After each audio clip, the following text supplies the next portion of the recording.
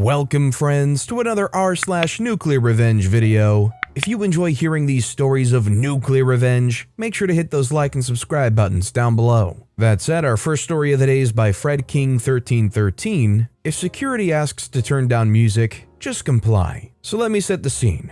I'm a security officer with Redacted Security Company. I work in a refurbished office building that's been made into a bunch of stores. I've been with this company for almost 8 years, so I have a great professional relationship with the building owner, clients, and all store owners. Now, I'm generally a good guy, and I'm relaxed about the rules as long, 1, as your space doesn't get out of hand, 2, I am needed or called for a complaint. This particular day, I received a complaint of loud music, so I'm following procedures and walking the floors and find the source. As I get to the 3rd floor via stairs, I can already hear the music on the floor. It's the new nail salon. I decide to go to the restroom, and on my way back, I calmly knock on the door of the salon and am greeted by store employee.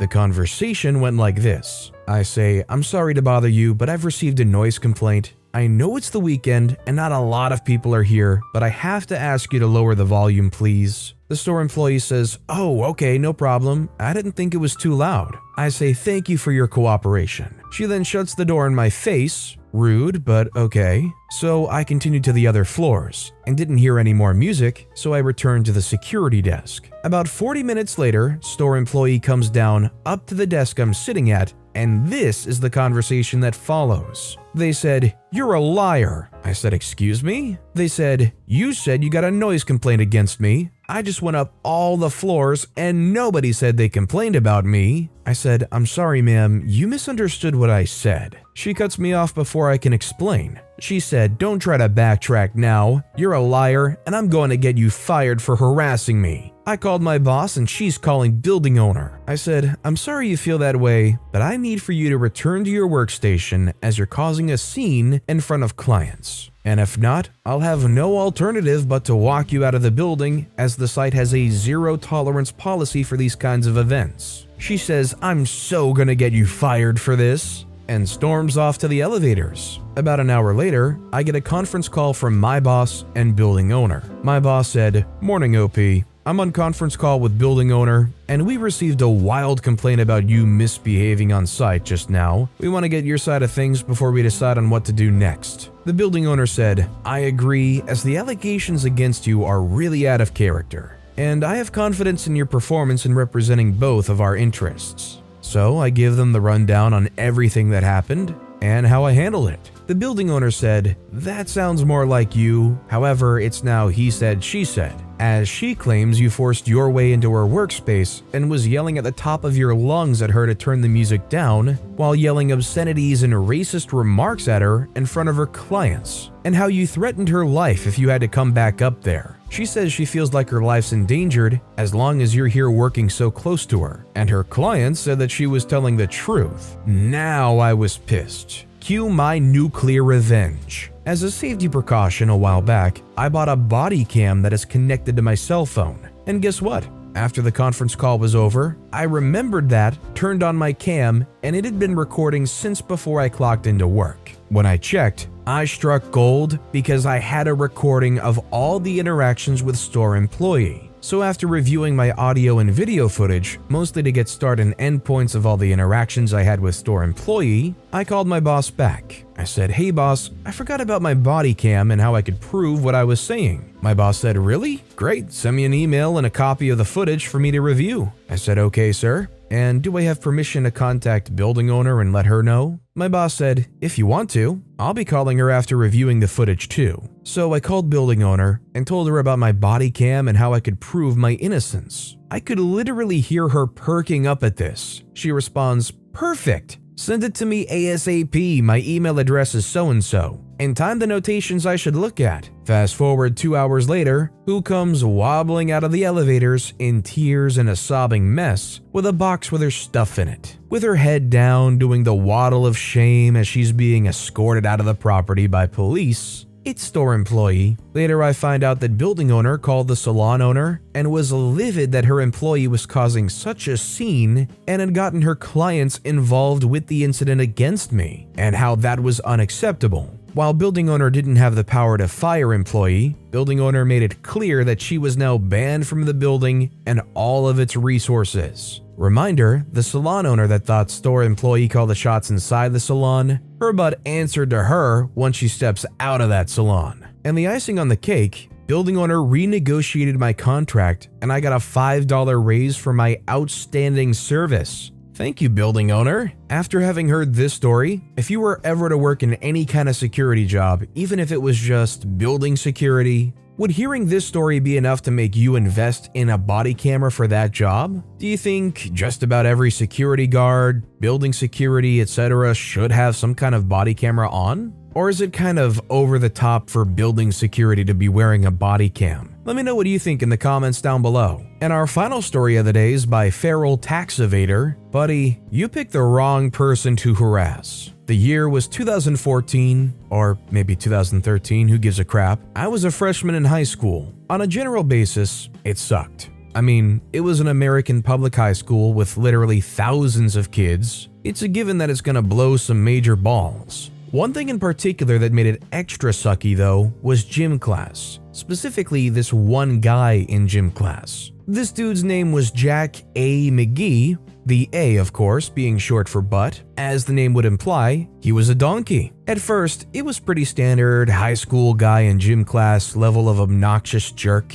You know the type. Overly loud, unreasonably aggressive during games, bossy, tossing the collective brain cell back and forth between his two equally ape-like buddies. The usual. I don't know when exactly it happened, but he developed a sort of eye for me. After the first couple of weeks or so, he started asking me bizarre questions that I now believe may have been some sort of innuendo, sitting uncomfortably close to me, resting his hand on my gym shoe, general creepy behavior. He once blocked a doorway with his body. This dude was massive, forcing me to literally squeeze my way through and crawl over him. He then tried to grab me and pin me to him once I was almost through, but I'm very good at dodging physical contact whenever possible, and dipped on him before his giant gorilla arm could catch me. I still shudder thinking about it. I cannot emphasize enough how terrible this dude smelled. But the true breaking point came during the peak cruelty of this school-mandated sadism,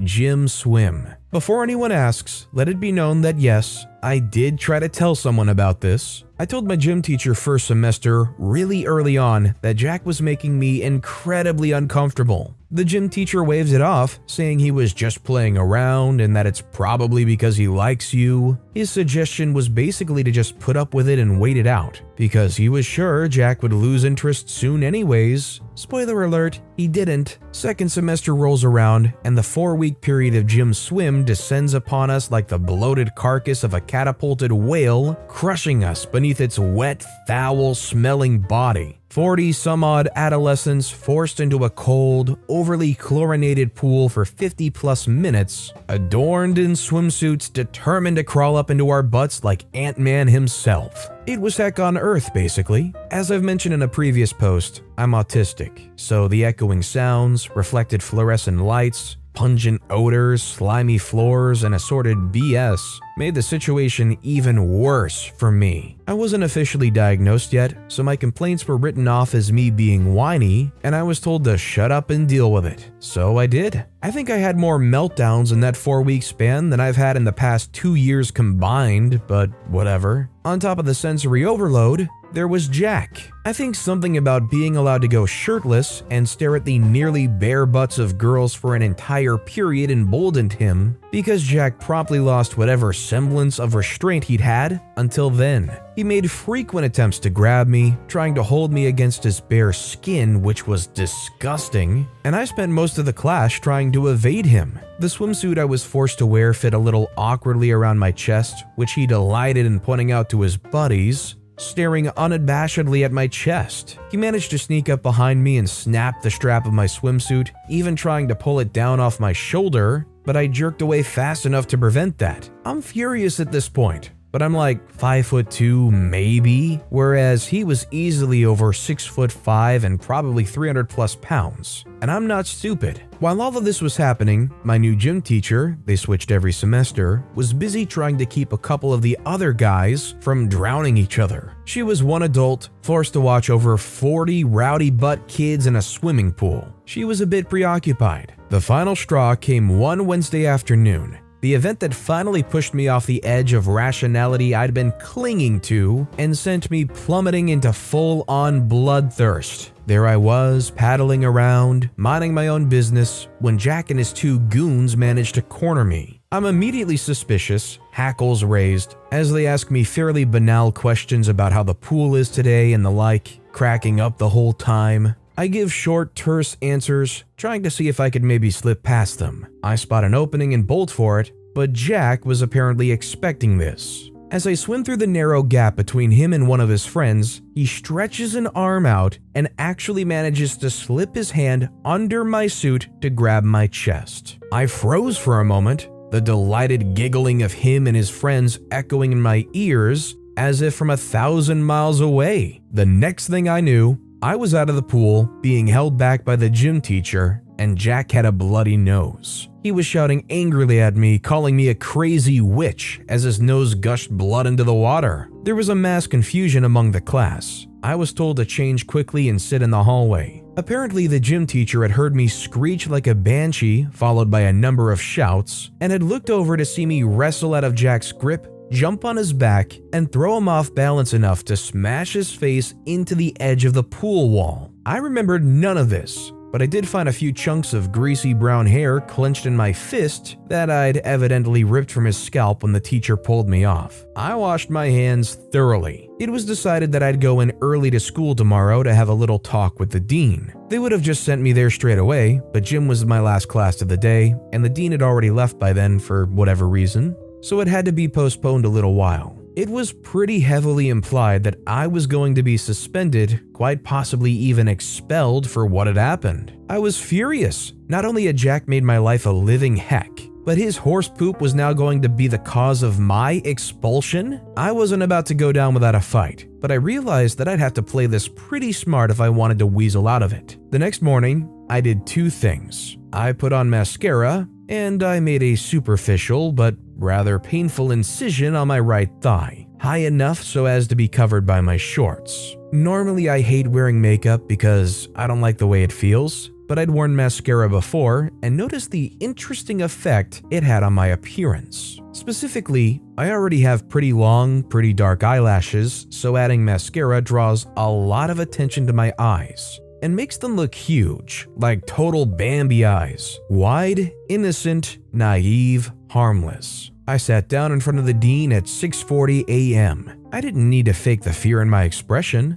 but I made sure to throw in something that could be interpreted as guilt too, bowing my head and twisting my face in dismay. Needless to say, the dean was pretty pissed. "Do you know why you're here, young lady?" he said. "Yes," I said softly. "And you know that what you did is very serious?" "Yes," I said again, making my voice tremble. "Care to explain yourself then?"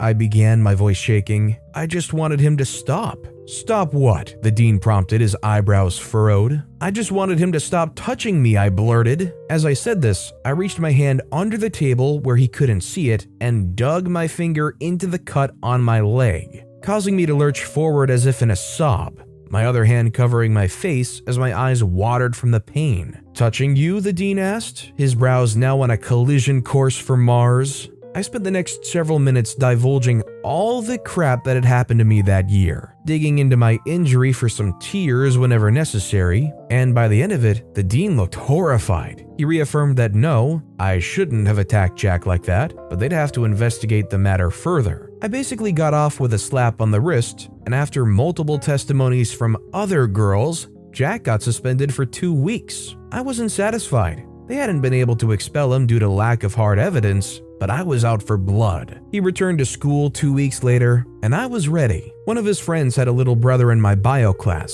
a fairly chill dude named Owen who I'd worked out a deal with. See, Jack had been very vocal about his displeasure with me to his friends, which made its way to Owen, who, for the low price of bailing his dumb butt out in biology, was more than willing to share that information with me. I had a direct pipeline. Anything Jack shared with his friends made its way directly to me via Owen, and as it turns out, this dude didn't keep a whole lot to himself. There was a lot of crap I was tempted to nail him for. For instance, I found out he was selling drugs, mostly Adderall and some occasional weed from his locker, and had been cheating his way through most of his classes. However, I knew how suspicious it would look for me to report something like that so soon. It'd probably just look like I had a grudge, which I did, and was trying to get even, which I was. He slipped up really bad about a week after his return, and that was when I struck. See, he hadn't been subtle about his displeasure with my retaliation, and spent most of gym class sending really ugly looks my way. The gym teacher kept us as far away from each other as possible, but he managed to track me down in a passing period one day and ranted me about how I screwed him over and that I was a lying little witch, yada yada yada, and that he'd make me regret it. Funny, stole the words right out of my mouth. I found out from Owen later that Jack had been bragging to his friends last night about the switchblade he'd stolen from one of those hunting stores downtown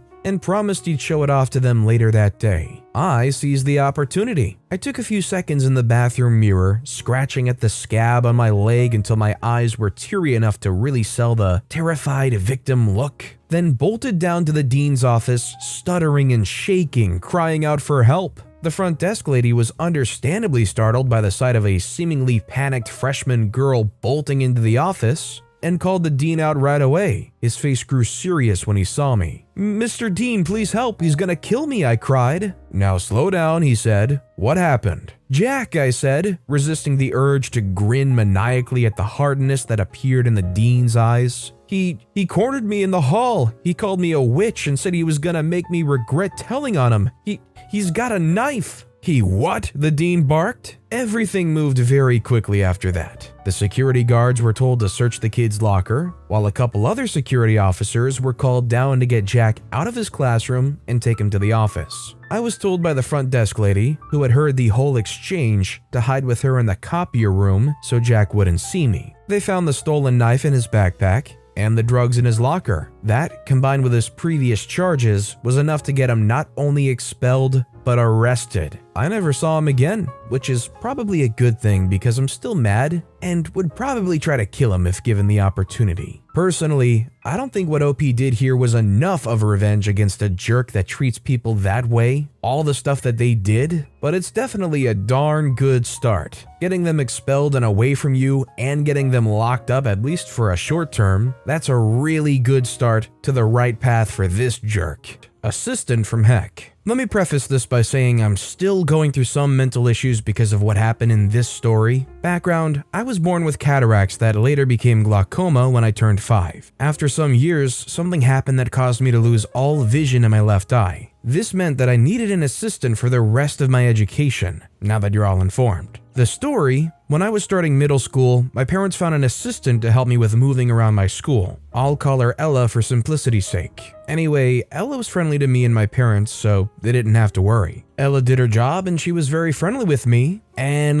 then it began. One day, Ella didn't come to school. She called my dad saying that she got in an accident on the road. It was fine, she got in an accident, it wasn't her fault. I spent the first 2 weeks of school trying my darndest to explain why I couldn't write the work and give a convincing argument and walk around without bumping into every wall in person. On top of that, Ella became more and more hostile as the months went by. She then began telling me awful things about my appearance, my personality, and she even talked crap about my parents to other teachers who were just as scummy as her. The only reason why I didn't say anything was because she made me think that doing so would get me expelled. Me being a stupid 13-year-old, I believed her. Needless to say, I was miserable. The straw that broke the camel's back was the day where she was so angry that she slapped me. I was done. The revenge: I told my dad about everything. The absences, the slander, everything. When I told him, he went absolutely ape crap and we went straight to the principal. After telling her everything that happened, we found out that Ella was present to write herself up as present, but she never arrived to help me. We also found out that she had faked most of her reasons for absence. After a long investigation that took 2 years to actually prove, we took Ella to court. I only had to testify every single detail of what she did and what she said.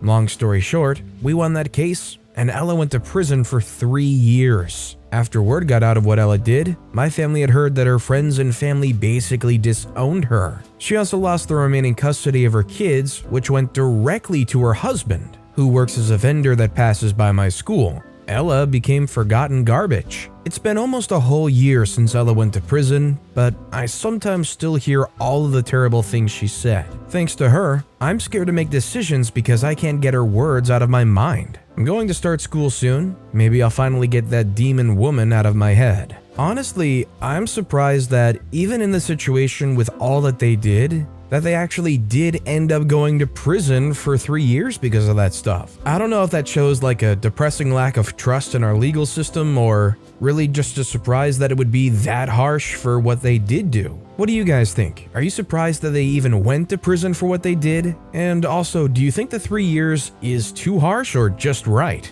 I'd like to know what you guys think in the comments down below. Our next story is by literally a person, Marvin's Killdozer. Sometime in the early 2000s, there was a small town in Colorado. Among the residents in Granby, there was a muffler repair shop owner named Marvin Heemeyer. He was a sort of cool guy, I don't know how to describe him. He also got along with some people. One day, some company was gonna make a concrete plant right next to his shop. Marvin was against the idea, but he was alone. The construction of the plant would cut off the only entrance to the shop. Marvin tried to get some people to sign a petition, but he couldn't get enough people to sign. Marvin decided he was going to make his own entrance to the shop and bought everything he needed to do so. The city denied his request to build a new road. Eventually, the concrete plant cut off Marvin's sewage, and the city fined Marvin for it. This was the last straw. Marvin started constructing a tank out of the materials he got to build a new road to his shop. One of the items was a bulldozer. He recorded himself often and eventually finished the Killdozer. Despite its name, it never killed anyone. He designed it so that when the armor was lifted onto the bulldozer, it's not coming off. Marvin got into the bulldozer and lifted the armor onto it. Marvin drove the Killdozer through his shop and into the concrete plant. He goes to the city and destroys buildings of those who wronged him, such as a newspaper place that lied about Marvin, the former mayor's house, and the town hall. He destroyed many more buildings. The governor of Colorado even considered destroying the Killdozer with Hellfire missiles. That idea was scrapped for obvious reasons. When Marvin was destroying a shop, the radiator was leaking and the bulldozer broke down. Marvin then ended things. I forget how long ago this was, but I remember hearing about this story at some point. I don't know if I stumbled down a weird YouTube hole or something, but I definitely remember seeing like some video or footage of this Killdozer rampage that was going on. Maybe it was even one of those like world's craziest events TV shows or something. June 4th, 2004. Calamity struck when a bulldozer piloted by blah blah blah. Really, I mean, it's an insane story. Our next story is by Don't Look Behind You 01. Refuse to pay me? Look at your garden. My cousin, who's fairly entitled, asked me to do some lawn work and dog sit for her when she was going on vacation for a friend's wedding or something along the lines of that. I agreed under the condition that I would be paid $15 per hour as she had a large garden with many flower beds. So for a week, I tend to her flowers and other yard things, such as picking weeds, watering the lawn, and picking up dog poop. She comes back and refuses to pay me. In goes revenge, so I have a house key to her house. She goes up to the mountains for a bit just because it's fun and why not? So I go into her house. I know that trash day is the next day, so I go to the dumpster and take out 2 or 3 bags of trash and dump them out all around her house. I pick up the dog poop from the backyard and put it in the bedroom under the pillows. Then, I take the trash still in the bin and add that to her house. Finally, I go to a local hardware store and get some weed killer that'll also kill other plants. I found out that the hard way. I spray that all over her garden, on the flower beds, the grass, and the vegetable garden for 2 days. When she comes back, her entire house is wrecked. The trash attracted pests. The poop in the bed ruined the pillows and mattress. Her whole garden is dead. She had to pay to get her house deep cleaned, a new mattress, replant all her vegetation, and get new grass for both yards.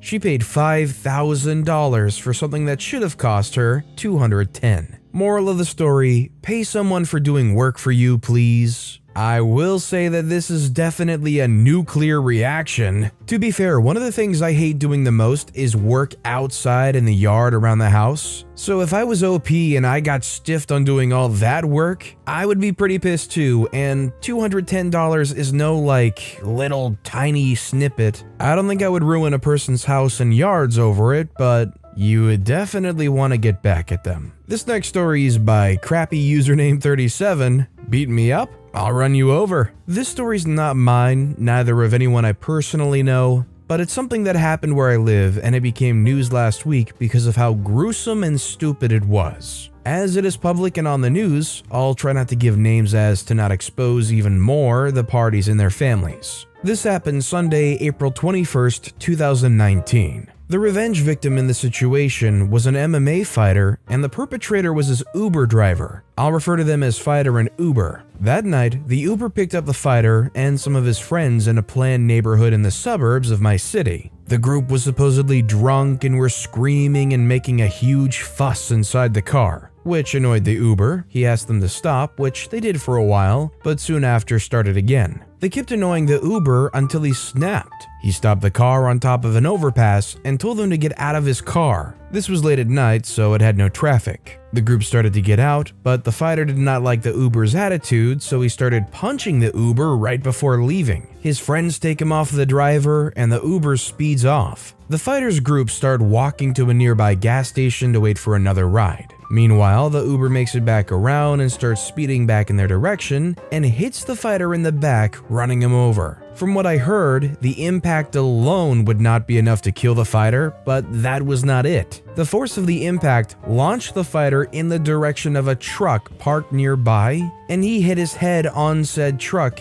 killing him almost instantly while the Uber sped off. The driver presented himself to the cops on April 25th. The fighter had 2 kids, and so did the driver. I mean, it might be a terrible time to say it in regard to this story, but cooler heads do prevail? I guess if cooler heads prevailed in this moment, somebody literally wouldn't have died. In general, this whole story is kind of just disappointing to hear about because it's like reckless agitation gone totally wrong. And our final story of the day is by Lil Tella. Don't suspend me for a stupid reason. Backstory, I'm a sophomore in high school. We have 4 assistant principals in our high school for freshmen, sophomores, juniors, and seniors. Anyways, my school is a very left-sided school. Most of the teachers are very liberal and honestly don't let you share your own opinion if you are conservative. The story, one day I decided to post my own opinion on my Snapchat story. Bad idea. I posted how it's my opinion that girls shouldn't wear makeup as I just simply don't find it attractive. Some girl started a rumor that I was talking about her, and she and her friends came at my physical appearance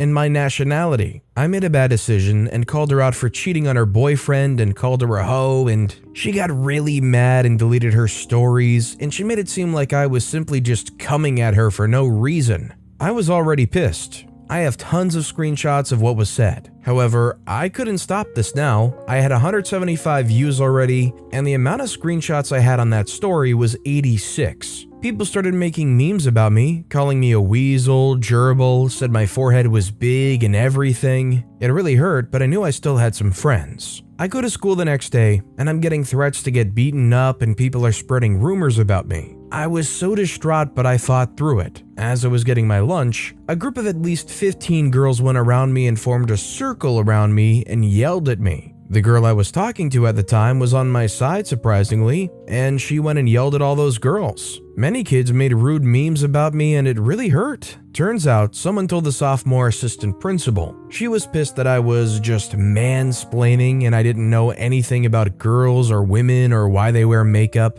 Turns out, someone told the principal the wrong story and didn't show the assistant principal screenshots of everything. Crap escalated quickly and she started yelling at me. And I kept saying that wasn't the full story. Turns out, someone made fake screenshots and gave it to her. I was surprised at this, and I even showed her everything that I posted, but she said I deleted it. I showed her all the things people made with the name not blurred out, and she was now surprised. She called them up and told them not to do it anymore. Then they just got let off with a warning. After they left, she told me that I was going to have to be suspended. She was a real witch, and I don't know why she suspended me for this. I was really mad that I was suspended for at least 2 days, all because of a Snapchat post that wasn't even that bad. Getting suspended meant a lot to me since I'm usually good, and I've had perfect attendance since first grade. This is why I was about to get into National Honor Society. Now, because I'm suspended, my chance is really low. This is where the revenge starts. Revenge.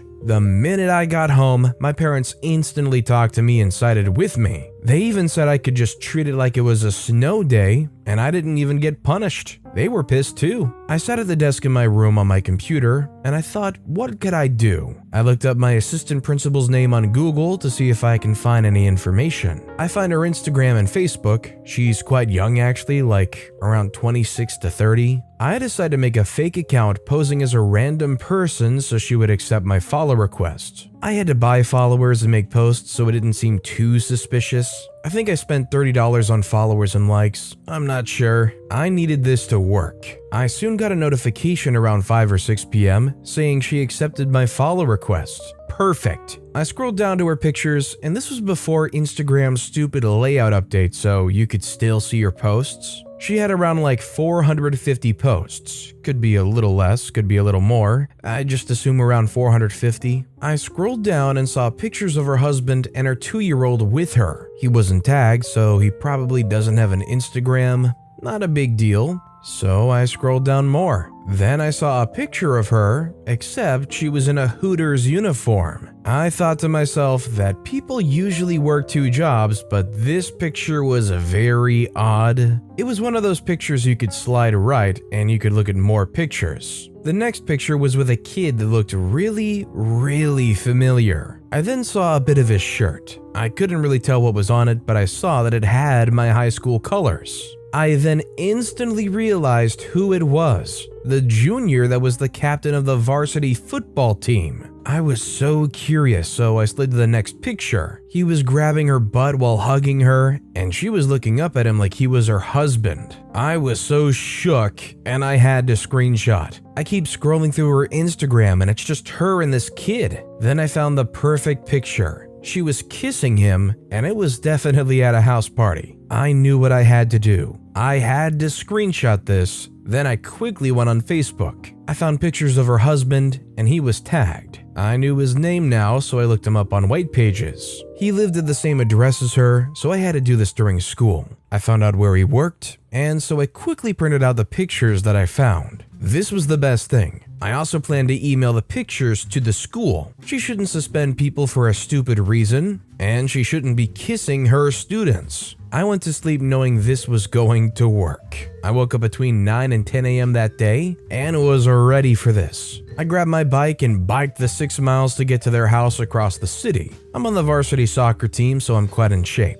This took me about 20 minutes, and when I got there, I saw his car in the driveway. Great, he didn't leave for work yet. I simply just put the pictures in her mailbox, knocked on the door, and biked off as quick as I could. I had to wait until at least 7 o'clock to email the school. I made an entirely new email address and emailed it at around 6:30 because I couldn't wait. They emailed back almost right away and said they would deal with it right away. Since today was my last day of being suspended, I was ready to go back to school tomorrow. Aftermath, I woke up in the morning really happy and excited, and I couldn't wait to see what was going to unfold. In our lunch, the assistant principal, along with a few teachers, walk around monitoring the lunch. I then see the principal, along with 2 police officers, pull the assistant principal and the student out. The whole lunchroom gets quiet and so many people are recording. I smirked really openly when I saw this happen. I asked one of the monitors to get a bathroom pass just so I could hear what was going on. He told me I couldn't go right now as something is going on. I was kind of sad about this, but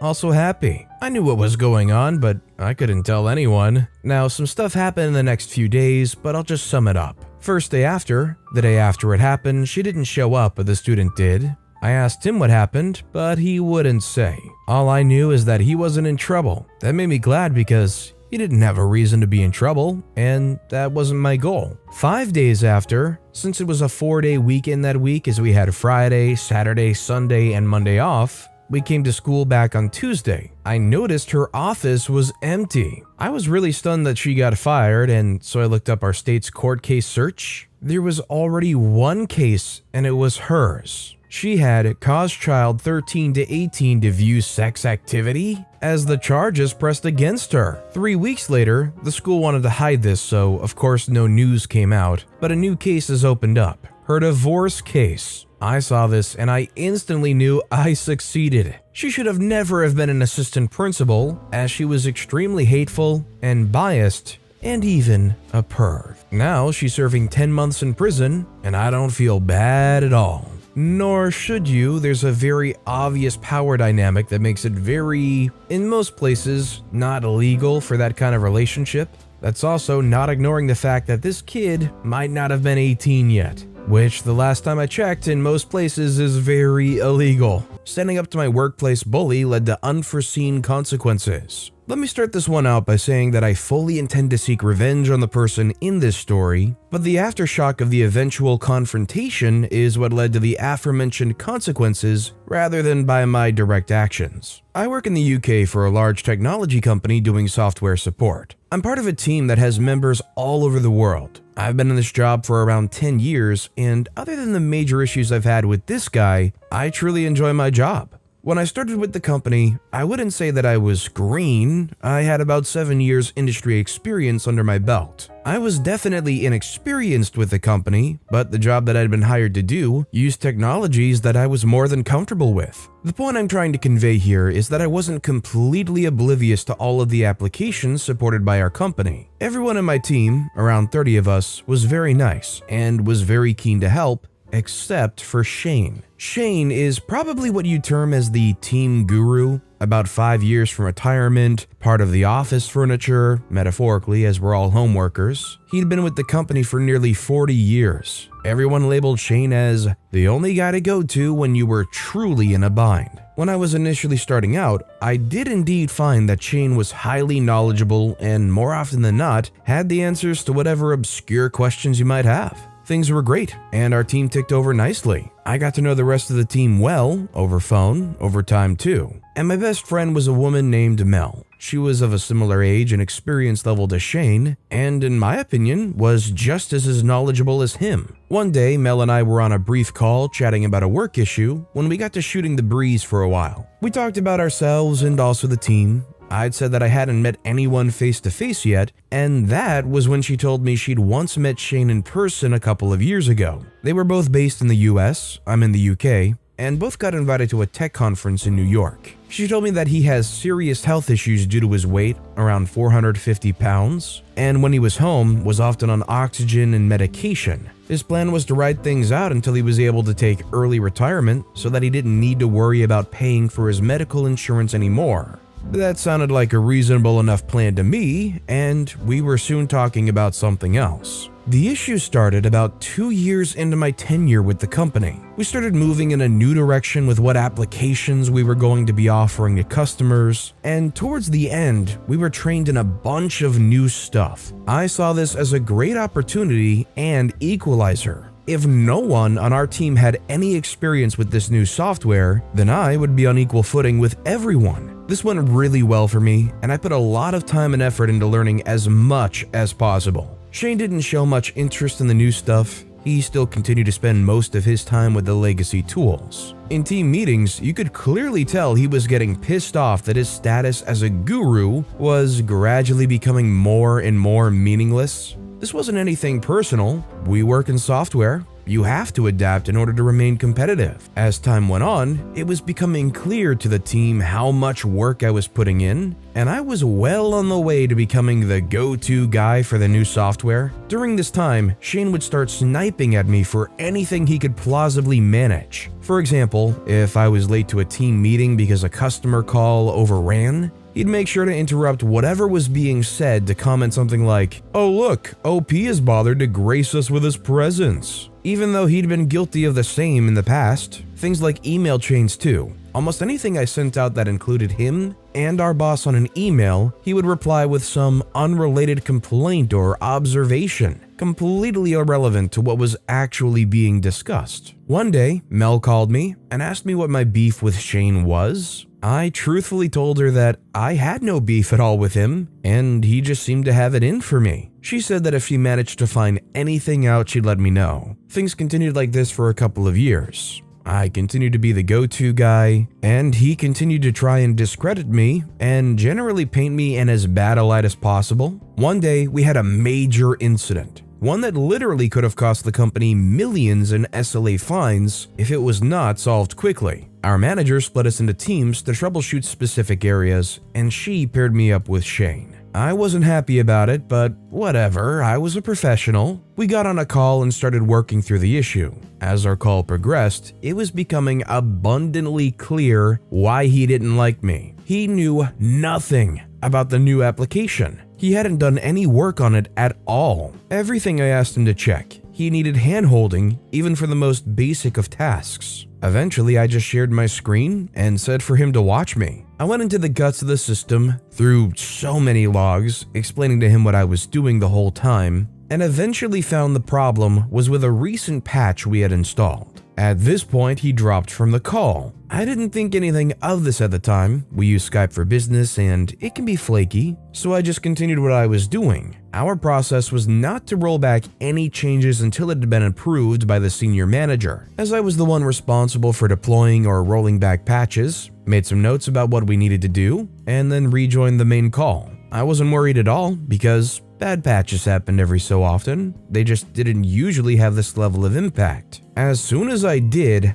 I got absolutely destroyed by the incident manager. Apparently, Shane had returned to the group call and informed everyone present that the outage was caused by an error that I had made in the deployment process, and that Shane had told me what the correct fix was, and I had refused to implement it then and there. I was furious. He had accurately told them the cause of the problem because it was me who literally demonstrated to him how to find it. I had even foolishly mentioned to him what I thought would fix the problem. Because of how long he'd been with the company compared to me, only our immediate team knew the truth about who was really the better skilled person in this situation. His historical reputation still carried a lot of weight with people who didn't work day to day with him. Because this incident was so major, over 100 people were on this call. Several of them 2 or 3 levels of management above our team. He made me out to be a reckless, incompetent idiot, and he was believed. Despite my manager's protests, I was disciplined and given a verbal warning. He, meanwhile, was congratulated for steering the company away from a potential disaster and given a commendation.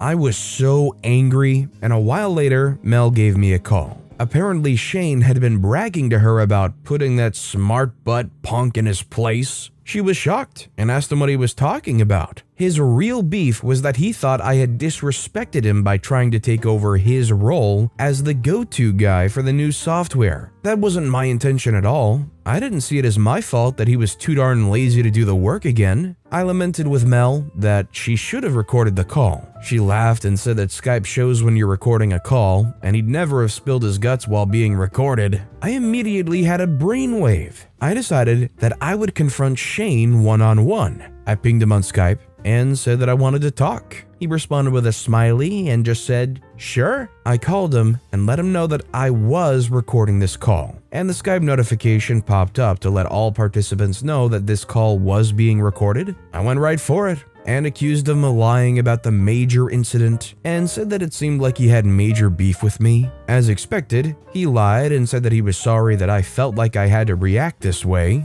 He said that he would need to talk to our boss about it. I said, "Wait 1 second," and turned off the Skype Skype recorder. I then said that Skype isn't recording, and then he knew exactly what he had done. His mask slipped at this point, and he said that he was perfectly in his rights to put me in my place. He said that you need to respect the longer-serving people in jobs like this, and that he would do it again in a heartbeat. I didn't hold back. I called him a dinosaur who refused to move with the times and wanted to coast out his days here without doing any work. He said that he was a couple of years away from retirement, and he'd be darned if he was going to bust his butt for some shiny new software. I said to him, speaking of new software, has he heard of OBS? Of course he hadn't, and I suggested he Google it. I then hung up on him. Not long after, the messages started. He was begging me to not use the secret recording that I'd taken. He said that if he gets fired, he'll lose his retirement package and his medical benefits. I told him to go freak himself and that he should have considered that before trying to get me fired. I passed all of this on to the relevant channels before really giving it any thought. Things set in motion, and sure enough, a few weeks later, after a company investigation, he was fired. I heard from Mel that he asked to take an early retirement so as to keep his benefits, but this was apparently rejected. It all came out later that apparently he had significant debts and that he was counting on his retirement package to keep him financially afloat. With no job and no package, he had no money to pay for the medical treatment, which he badly needed. He was in no state to get himself a new job, and his skills had stagnated so badly that he couldn't even get a new job online. Mel told me that he died about 6 months after this whole incident due to his ongoing health issues. I felt conflicted about this for a while. Sharing that recording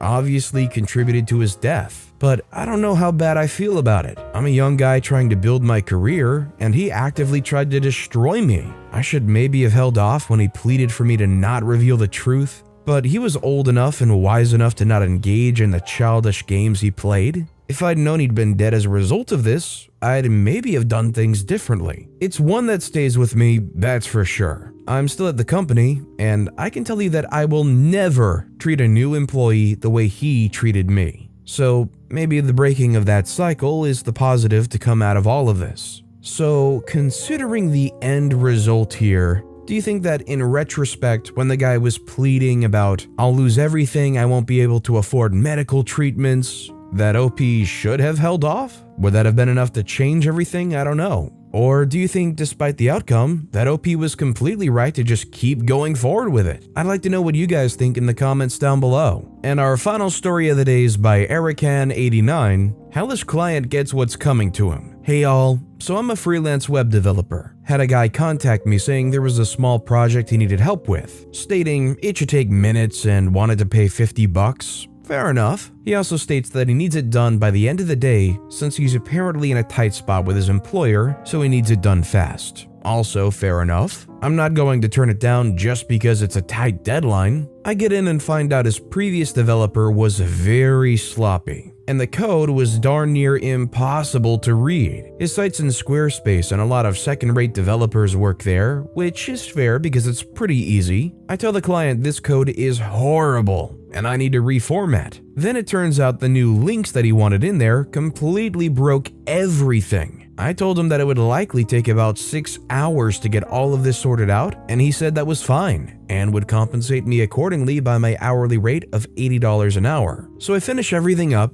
tell him the total of $640, and he agrees. Says he can pay me the next day. This "I'll pay you the next day" BS goes on for about 2 weeks. And I try to call him again on the most recent day that he said he'd pay me. Turns out he's now blocked my number. A couple days go by of trying to contact him while still getting nothing. I went to log into the site to cut my losses and delete my work. Turns out he's changed the password. At this point, it's clear to me this was planned, so I'm pissed. I email him stating that if I don't hear within 48 hours, I'll be serving him court papers and a demand of payment to his address that I had to find through an ancestry site, and subsequently call his apartment complex to confirm before I serve some poor sap with random court papers. He does an email for 24 hours. And this morning, I find out that I'm still logged into his site through the Squarespace app. Clearly, this is a huge vulnerability in Squarespace since he had changed his password and I was still in on the app. I'll likely report this to them, but this is where my revenge comes into play. I created a new email that was his address at protonmail.com, which I then used to sign up for a new Squarespace account with, invited myself as a contributor so I can access on desktop as well, and set his live site as password protected. He sees this and is repeatedly emailing and texting me saying he can pay me $250, but $750, now with late fees, is just insane and way too much. Now, apparently he can pay me on Monday, which I've heard plenty of already. This pissed me off even more, so I stated I would continue adding late fees until he pays up, and that his site will continue to be mine. Now his site is indeed live again, but every page autoplays crappy SoundCloud rappers, and all the links he had me place now take the user to cool math games. I considered P-Hub, but that's perhaps a bit much. I've never done this to other clients, but this dude is a 43-year-old piece of garbage. I should also state that I pride myself in work and generally run on a very professional level. However, I won't accept no payment and being jerked around for weeks. All I can say is I definitely support what OP was doing here. Pay your web developers and web designers because it's literally stealing otherwise. OP had posted some updates and basically got about $200 total from this guy over the next few months and could never get him to pay up the full amount, and it's eventually going to go to a court case. So I hope it works out for OP. A family's incompetence nearly killed me. Neighbors go nuclear. A few years ago, at the age of 22, I was diagnosed with epilepsy, which came out of the blue. In my appointments with the epilepsy nurse and my neurologist, I was informed, by way of informing those who were looking for a cause for my epilepsy, that I had suffered from measles when I was around 13 months old, and was not yet fully vaccinated against it. Upon returning home, I spoke with my sister and remarked that I had never heard of this before. In private, my sister decided that, as it was me who was involved, I had the right to know what she knew of the story. However, she was only 8 years old at the time and was unsure of the true extent of what had transpired. The story that she told me was as follows. Shortly after I was born, a family moved onto our street and they had a son who was around my sister's age. My sister wasn't fond of him. He was a bit pushy, but not in an unkind way. He likely just wanted to make friends and pushed his way into playing with the other children. My sister, however, had an anxiety disorder and has had it for a long time, and she really didn't appreciate this behavior, finding him quite intimidating. She knew very little about his parents and has never actually spoken to them. About a year later, I came down with the measles and was rushed to the hospital with severe complications. My sister explained that, as far as she was aware, the family was opposed to vaccinations and believed that the only way to build a natural immunity was to be infected with a virus. This was before the falsified study linking vaccines to autism. As such, when their unvaccinated son contracted the measles, the first thing that they thought of was to do the other families on the street a favor and send their infectious son out to play with the other children without warning anybody. My sister inadvertently brought the virus into the house and we were both infected. She shrugged it off, but I wasn't so lucky. 21 years later, I would find out that this virus and the seizures that it caused at the time caused scarring in my brain that has left me with epilepsy and all of the joys that come with that. Lovely stuff. I returned from the hospital after an anticlimactic recovery, and a month later, the family disappeared. Until recently, that was all I knew of the situation. My parents were understandably traumatized by the whole thing, and they didn't like to talk about it. So I dropped it into the conversation with an elderly neighbor who was not in any way affiliated with what happened at the time. I was informed that while I was in the hospital, who has since passed away, had confronted the family over what they had done during a time when it was still possible that I might have died. Their response was something to the effect of, "You should be thanking us. She'll be much safer now that she's had it. She'll have a more natural immunity now." To my neighbor's knowledge, nobody liked that, and for good reason. On top of that, parents didn't feel safe with them around, and there were other infants on the street who were my age or younger. People hurled abuse at them, he recalled, and they ended up leaving to stay with relatives before the house could even be sold. It was only recently that the extent of the abuse was relayed to me by another neighbor who may or may not have taken part in it all. Their tires were slashed multiple times, almost as soon as they were replaced. Their car was keyed. when people weren't hurtling abuse at them in the street, the worst of all being my grandmother, who had a razor-sharp wit, always being able to come up with something new and unique. They wrote handwritten letters calling them every obscene name under the sun, and reminding them that they could be responsible for my death, posting them through their mailbox and sticking them to their windows and doors. The resident baseball boy, with the blessing of everybody present, tore their letterbox off their wall and smashed it in with a baseball bat. One of the residents on the street had a pair of cats, and when they brought any little presents home, she would scoop up the unfortunate prey with a shovel and leave them on their doorstep. This evolved to include the waste of the cats too, and another neighbor who had a dog decided to do the same with his dog's droppings. This would be done primarily when they were out of the house. And this was being done in the heat of the summer, so you can only imagine the smell and the cloud of flies that would be wafting around their porch when they returned hours later. The owner of the dog even went as far as to smear the droppings all over their door handle and as much of their front window as he could, though people found this a wee bit disgusting, so he stopped. While the abuse and letters kept up, people very quickly stopped leaving droppings and such on their porch or sticking the letters to their windows because, unfortunately, their young lad, who was about 7 or 8, got caught in the crossfire. Some of the older children caught on to the fact that their parents didn't like his family and began to bully him without ever really knowing why his family was hated so much. And this ended up reaching him at school. To their credit, they realized that he likely didn't understand what was going on, and it wasn't his fault. So they dialed it back a bit and kept the abuse to where only the parents could see. This family was so distressed that they took their son and ran to the sibling of one of the parents after the sibling of the other told them quite frankly that they didn't want their unvaccinated son around their children.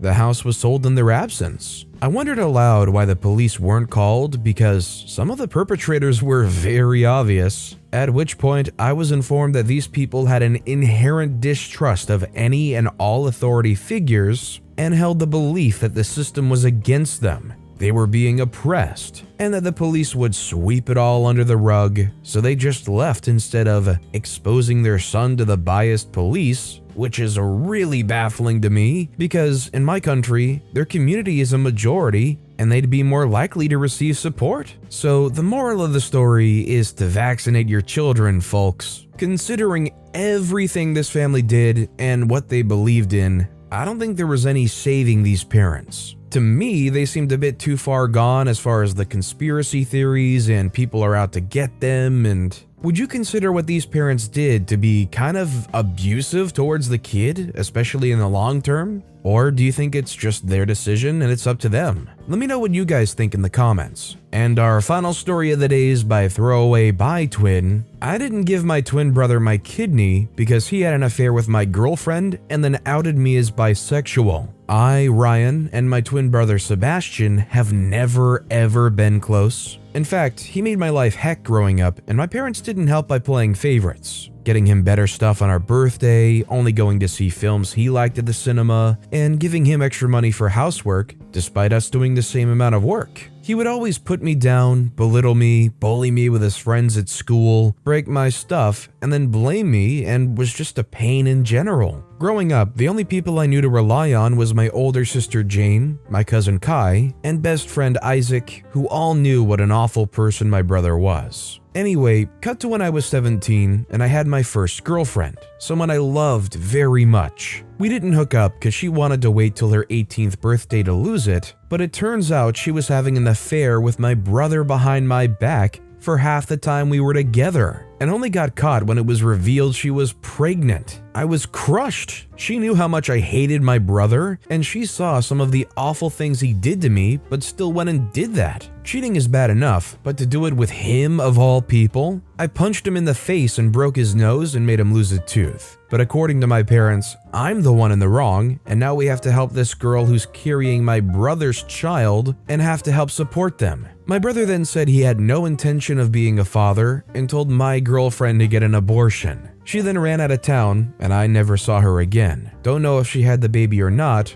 All I know is that she was gone, and my folks were still praising my brother as the golden child. I was still the black sheep and failure as usual. Another year goes past, and me and my brother still despise each other, but I had started dating again. Was a long while, but I found someone. Found a boy I liked. I'm bisexual, and this new guy Daniel I had met at college caught my eye. He was deaf and I studied sign language out of boredom, so we got talking and things just seemed to click. We date, fall in love, bring him to my friend Isaac's party to introduce him to friends, and all feels great. At this point, the only one who knew I was bi was Isaac. But one day, walking into a cinema holding my boyfriend's hand, I bump into my evil twin. He points, laughs, and says some homophobic remarks. I tell him to go freak himself, and I go see a movie with my arm around my boyfriend. When I got home after dropping my boyfriend off, I knew I'd be facing something as I walked through the front door. I saw both my parents on the sofa, my mother crying about how on earth could she have given birth to someone so disgusting. Was it too much to hope she saw the light and was talking about my brother? But nope, she was talking about me and how I'm a stain on our family's name. My father gets up to yell at me, spout homophobic remarks and slurs. At this point, I see my brother up the staircase with a poop-eating grin on his face. He then comes down and says he's uncomfortable with sharing a room with an F word.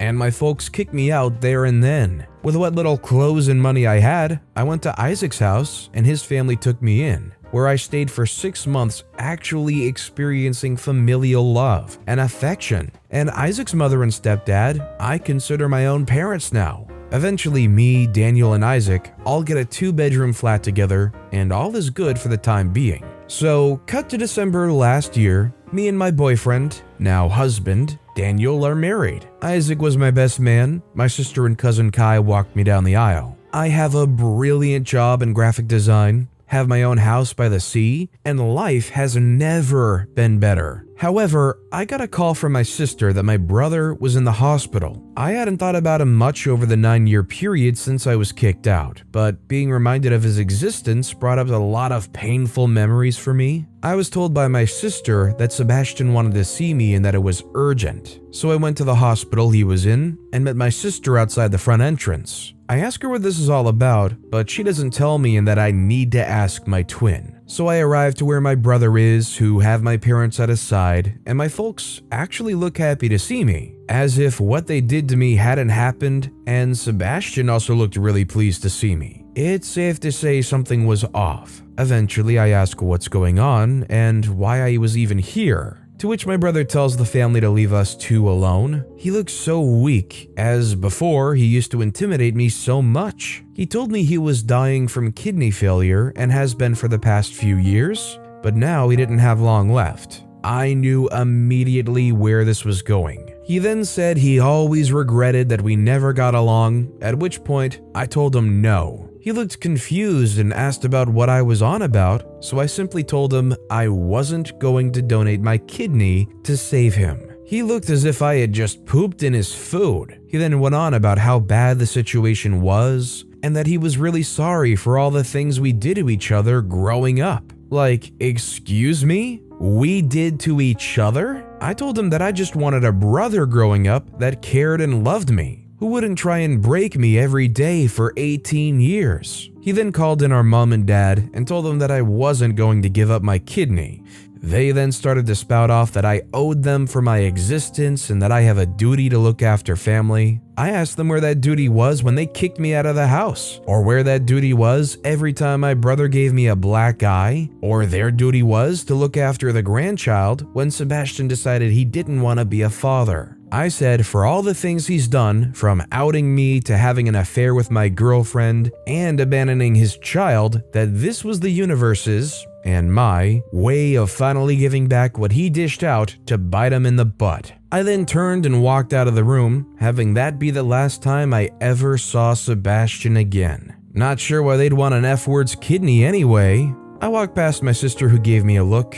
I gave her a look back, who then in turn gave me a look that said, I understand. After leaving the hospital, I felt as if a great weight had been taken off my shoulders. I went home and never looked back, pleased with my decision. Now last week, I get a call from my sister calling to inform me that Sebastian had died. She asked if I was okay, and I said I was, that I didn't really feel anything in all honesty. She said she understood to a degree, as Sebastian hadn't been all that kind to her over the years either. I had my husband and Isaac there to support me. Honestly, at this point, Isaac may as well be our adopted child since he's living with us till this whole situation with the world is over. The next day, I was getting calls and texts from family members I hadn't spoken to in years, telling me that I'm going to heck for being a bad son, being a bad brother, and being an F word, and that me and my husband don't deserve children. Hubby and I have been looking into adoption and surrogacy. This makes me second guess my choice of not giving my brother a kidney. Even in death, he's making things harder for me.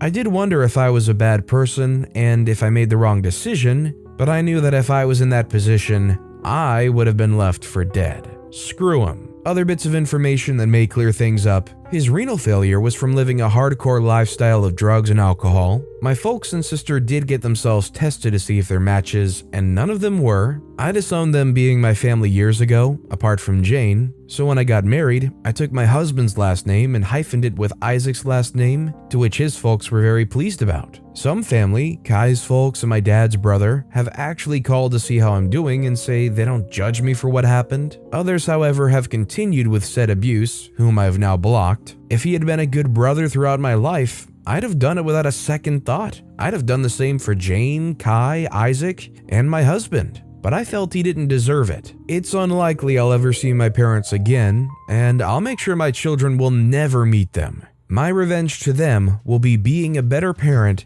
than they ever were. Honestly, I can't say that I blame OP either. This is one of those situations where, for almost 2 entire decades growing up, throughout your developmental life, you were essentially tortured, you were looked down upon, your self-esteem was crushed, and then to top it off, they kicked you out and basically said to never come back. So it's no great surprise that later on when they're like, "Please, I need your help, we're family," the answer would be no, because they never were truly family. Jerk gets publicly humiliated before the entire student body and his parents and grandmother. This story happened when I was in high school. I went to a smallish high school, around 950 students ranging from the 9th to 12th grade. With so many students in one place, I had quite a good few friends that I talked to, but only a handful that I hung out with and talked with on a daily basis. Now, there was a certain person in our social group, let's call him Bailey. Bailey was a social outcast by many people's standards. Not by bullying or hazing or mistreatment from the other students. It's just that no one really liked him because he was a jerk all the time. He was always playing the victim when he was rejected by girls. He threatened to ruin the lives of said girls who did reject him. He harassed girls online and touched them in uncomfortable places in person after being told to stop.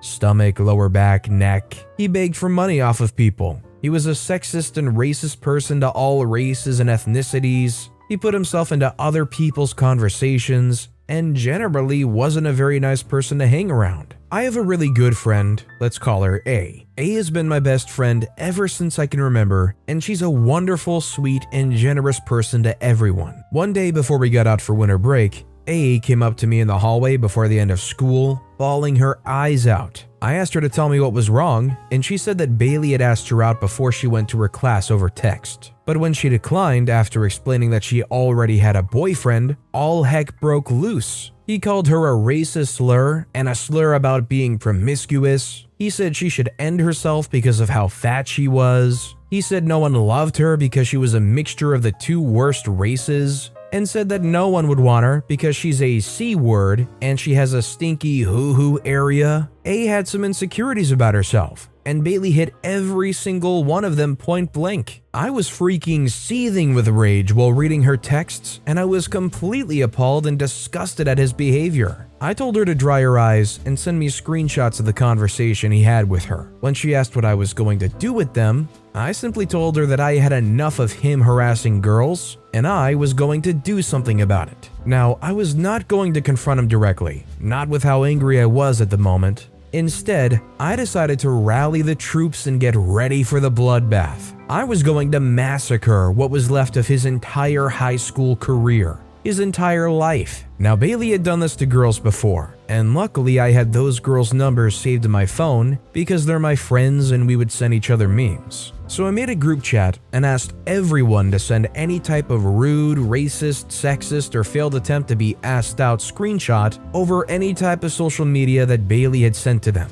Over the next 15 minutes, my phone was blaring with text notifications. There were screenshots of Snapchat stories, Facebook comments, text messages. All in all, I had around 60 photos of sexist, racist, failed D pics, or jerk comments and rants that he made to 15 females, including myself. Over winter break, I composed all of those screenshots into a nice little PowerPoint and saved it in my flash drive on my laptop. I spoke with our principal and I asked him if I could show him something relevant to the safety of the student body during his free break at lunch. He told me that he had no problem with it and a time was set. When it finally comes down for my meeting with the principal, I have a small parade of girls behind me who wanted to come testify, anxiously holding onto each other's hands. We were invited into the principal's private conference room as he sets up his laptop and plugs my flash drive in to connect it to the projector. The principal called in some teachers to be witnesses and called Bailey down to the conference room to take a seat and to try to defend himself if the allegations weren't true. The principal clicks the remote to play my presentation and it slowly begins to load up. The first slide comes up and the room goes deathly silent besides a few gasps of shock. As the slides continue on, I notice Bailey squirming around in his seat, uncomfortable, and the people in the room are getting more agitated and angry. Halfway through the slides, Bailey jumps to his feet and throws his arms in front of the projector screen to censor out a particular image that he had sent to a girl, even though she had blurted out, a D pic. He tried to explain that he was joking with the comments about race and being a guy or girl, and that these girls were framing him for something he didn't do. He pointed to me and said that I was the ringleader of this operation and that I should be the one who was being thrown on the spot, not him. The entire room was tense, and the principal turned on the lights with his hands on his hips and a giant sigh. The principal turns to me and tells me thank you for bringing this to his attention, and he asks if he could take the flash drive and use it for the investigations and alleged rumors that were going on about Bailey. I gave it to him, and he thanked me again before he left with Bailey and the teachers in tow. Since I copied the original slideshow to my cat flash drive, I sent the PowerPoint to not only mutual friends at the school, but also to his mom and dad through Facebook. All of them were not only absolutely disgusted by his comments, but his family was extremely distraught, but thankful I brought this up to their attention. A few days later, the entire school was summoned to the gym for an announcement. Bailey was there with his parents on either side of him and his frail grandmother on the small stage we have set up for concerts and band productions. The slideshow is playing on repeat on a projector in the background for everyone to see. The principal said a few words about how harassment in any shape, form, or fashion would not be tolerated, and neither would sexism or any form of racist behavior or comments. The principal made Bailey apologize publicly to the school about his behavior and how he would never do it again. His parents were embarrassed, but they also apologized to the school and to the young ladies that he had harassed. His grandmother did not let him off so easily. She slapped his knee with her cane hard and started yelling at him for being so disgusting and such a disappointment to her and the rest of the family. Bailey started to cry on the stage as his mother and father tried to calm down his grandmother. Once everything calmed down, they were escorted off the property. He was suspended for the rest of the year for verbal harassment and racist comments. Later on in the same year, I found out that he tried to rob a grocery store and was now facing trial for battery, assault with a deadly weapon, and armed robbery. My friends and I all graduated happily, and I never saw Bailey again. I'm kind of curious what you guys think. Do you think this public display of what Bailey said, putting them up on stage with their family in front of the entire school, do you think that was the right thing to do or a good thing to do? Or do you think Bailey should have just gotten quietly expelled and totally removed from that system? Or maybe even something else? I'd like to know what you guys think in the comments down below. Our next story is by MindChaser05, entitled Family Trespasses, So We Total Their Car. So in our state, you can skin a deer in your yard as long as it's a bit out of sight. You don't have to, as law enforcement don't care much. Me and my grandpa go hunting every once in a while for whitetail, then we take it back and skin it, gut it, and all that. We had just got a nice buck and we had it registered. When you kill it, you have to make sure people know. So after we got back to our house, we set the deer up in our backyard away from the road. We figured we didn't want kids seeing what we were doing, so we could skin it, gut it, all the nice stuff. So we had it up on the line that we set up that went from our porch to a nearby tree. It was maybe 50 feet. Mind you, our house is a T kind of shape. One side's towards the road and the other side is away. We had it set away. So my grandpa gets his knife and we work the fur coat off. We don't hear anyone around until Entitled Kiddo says, "Whoa, what's that? So cool." I was shocked. Why in the heck was there a kid behind our house? The pelt was almost off, so we laid that over our Jeep bumper. Now my grandpa can't hear very well without his hearing aid, which he took out for a second because it was hurting his ear. I tug on grandpa's coat. He looks at me with a shrug. I motion for him to put his hearing aid in. He does. I try to tell them about Entitled Kiddo, but he must have run off. Now that Entitled Kiddo was gone, we continued. My grandpa sticks the knife in the deer and he slices it open. The guts go everywhere. My grandpa gets to cutting them out when Entitled Mom screams, "What are you doing?" Now, just for clarification, we have a fence and a private property sign up. Grandpa says, "Why are you back here? This is Entitled Mother jumps in, "Shut up with your devil chants." I say, "This is private property, we'll call the police." Entitled Mother looks a little scared but yells, "Shut up, my kid can be here." Mind you, her kid is behind her and he started crying. She said, "Look what you did, you made him cry." Me and my grandpa are baffled. But since we live in the country where there's no rhyme or reason to be out here, he grabs his shotgun. Grandpa does it like in the movies where he pulled up and slammed it down to pump it. I'm in awe because I've never seen someone do that. The Entitled Mother just took off. She took Entitled Kiddo by the arm and ran. Now you think she would be smart enough to stay away? No, she didn't. Now we're taking the guts away and she pulls up in her minivan behind our house. Mind you, this blocks our vehicle's path out. So since this is private property, we can block her vehicle since she's trespassing. My grandpa signals me to put out some cinder blocks behind her vehicle and tires. Now she honks her horn like she just found out what a goose is and is trying to act like one. She keeps going, and all the while she's smiling. Since our house is a giant T, I walk around and grab some cinder blocks from the front. I sneak a peek at her vehicle. It's like a freaking clown car. Entitled Mother gets out, then Entitled Father, then Entitled Kid, and then 3 goddarn others. My grandpa noticed them get out and stops what he's doing. I sneak behind her vehicle once they all get out. I lay 4 down behind her tires and stack some.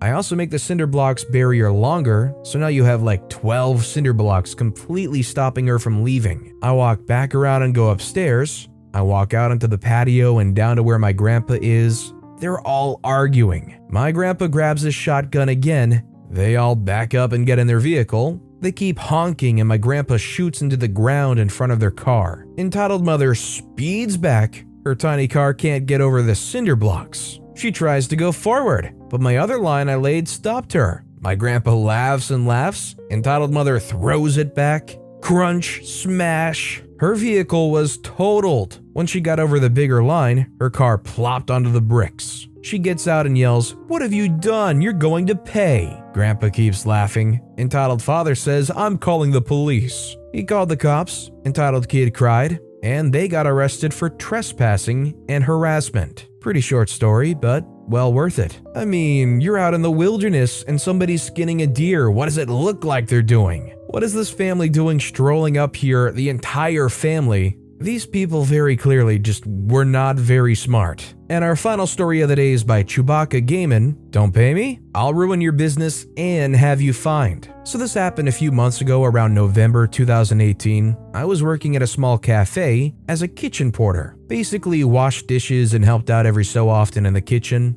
Anyway, I was supposed to be paid a week in hand, a week after I get paid. As an 18-year-old in college at the moment, I was more than happy getting about 50 pounds a week for a few hours of honestly easy work. One week, I didn't get paid and asked my boss what was happening. And he just told me to bear with him as he had to do something quickly. I complied, and he asked me to cut up some chicken and veg whilst he had to quickly pop out. I go into the kitchen, opened the fridge that was supposed to be for chicken only and saw that it had a tray of just raw chicken sitting in blood with veg.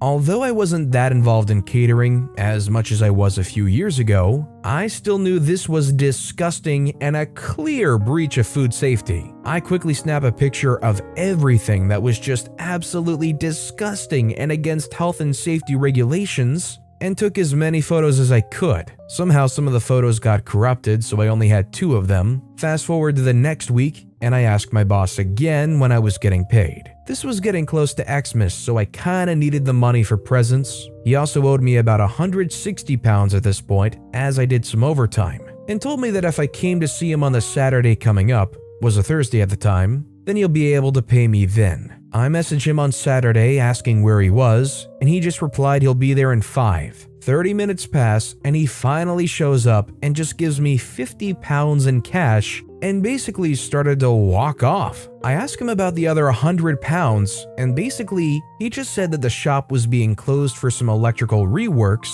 and that he'd be able to pay me then. Now, my mom walks past this cafe on her way back from work and taking my sister to hockey training. And every time she did, she saw the place open with a few people, not customers, just chilling. She tells me, and I'm annoyed. So I plot. My mate just suggests jokingly to put a brick through his windows and then ask for the money, or to just report him to both environmental health and the tax man, as he was paying me in cash, no wage slip. Basically, he was paying me illegally and tax-free. I couldn't go to the tax man as I'd be screwing myself over too, but I like the idea of environmental health. Still had those pics. I make a report and receive a response basically saying how they'd look into it and that they were grateful as this was actually the second store he owned that has been reported. The first one was closed but not told why. A week or so passes and basically the shop is never opened, and my mate looked into the charges that we knew he'd get along with any others that he may get.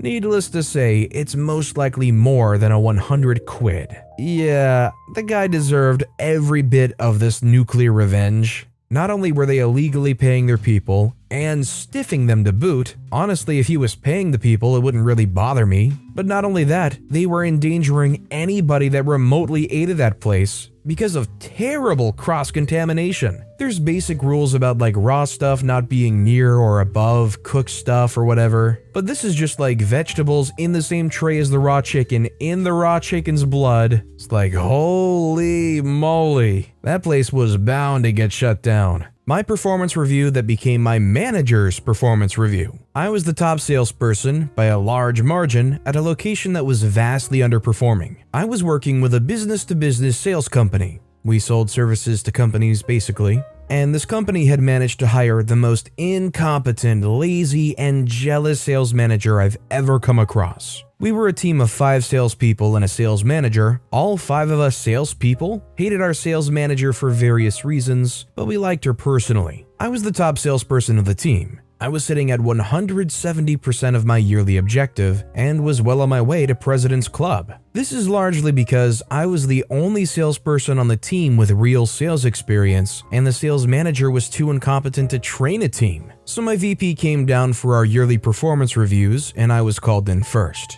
It was my VP and Mrs. B, short for witch. I was expecting a positive performance review. Right off the bat, Mrs. B hits me with, "OP, you know our location hasn't been performing at objective for a number of years, and we suspect this is because salespeople are misrepresenting their daily work." I'm taken aback. "OP, I don't think you're actually doing what you say you're doing in your CRM. This is something that could get you fired." I looked at Mrs. B and I said, "Really?" She said, "Yeah." I hit her back with, "I'm shocked you decided to go this route." Mrs. B with a confident smile said, "We gotta do what it takes to get this location on objective." I said, "Alright, let's play a game. Mrs. B, pick a day, any day in the CRM, and let me prove to you that I went to all my appointments and did all my stops as recorded." "Well, OP, I'm not saying you never go in the field. I just think some days you stay at home and put in BS notes in the CRM." I said, "Mrs. B, pick a day,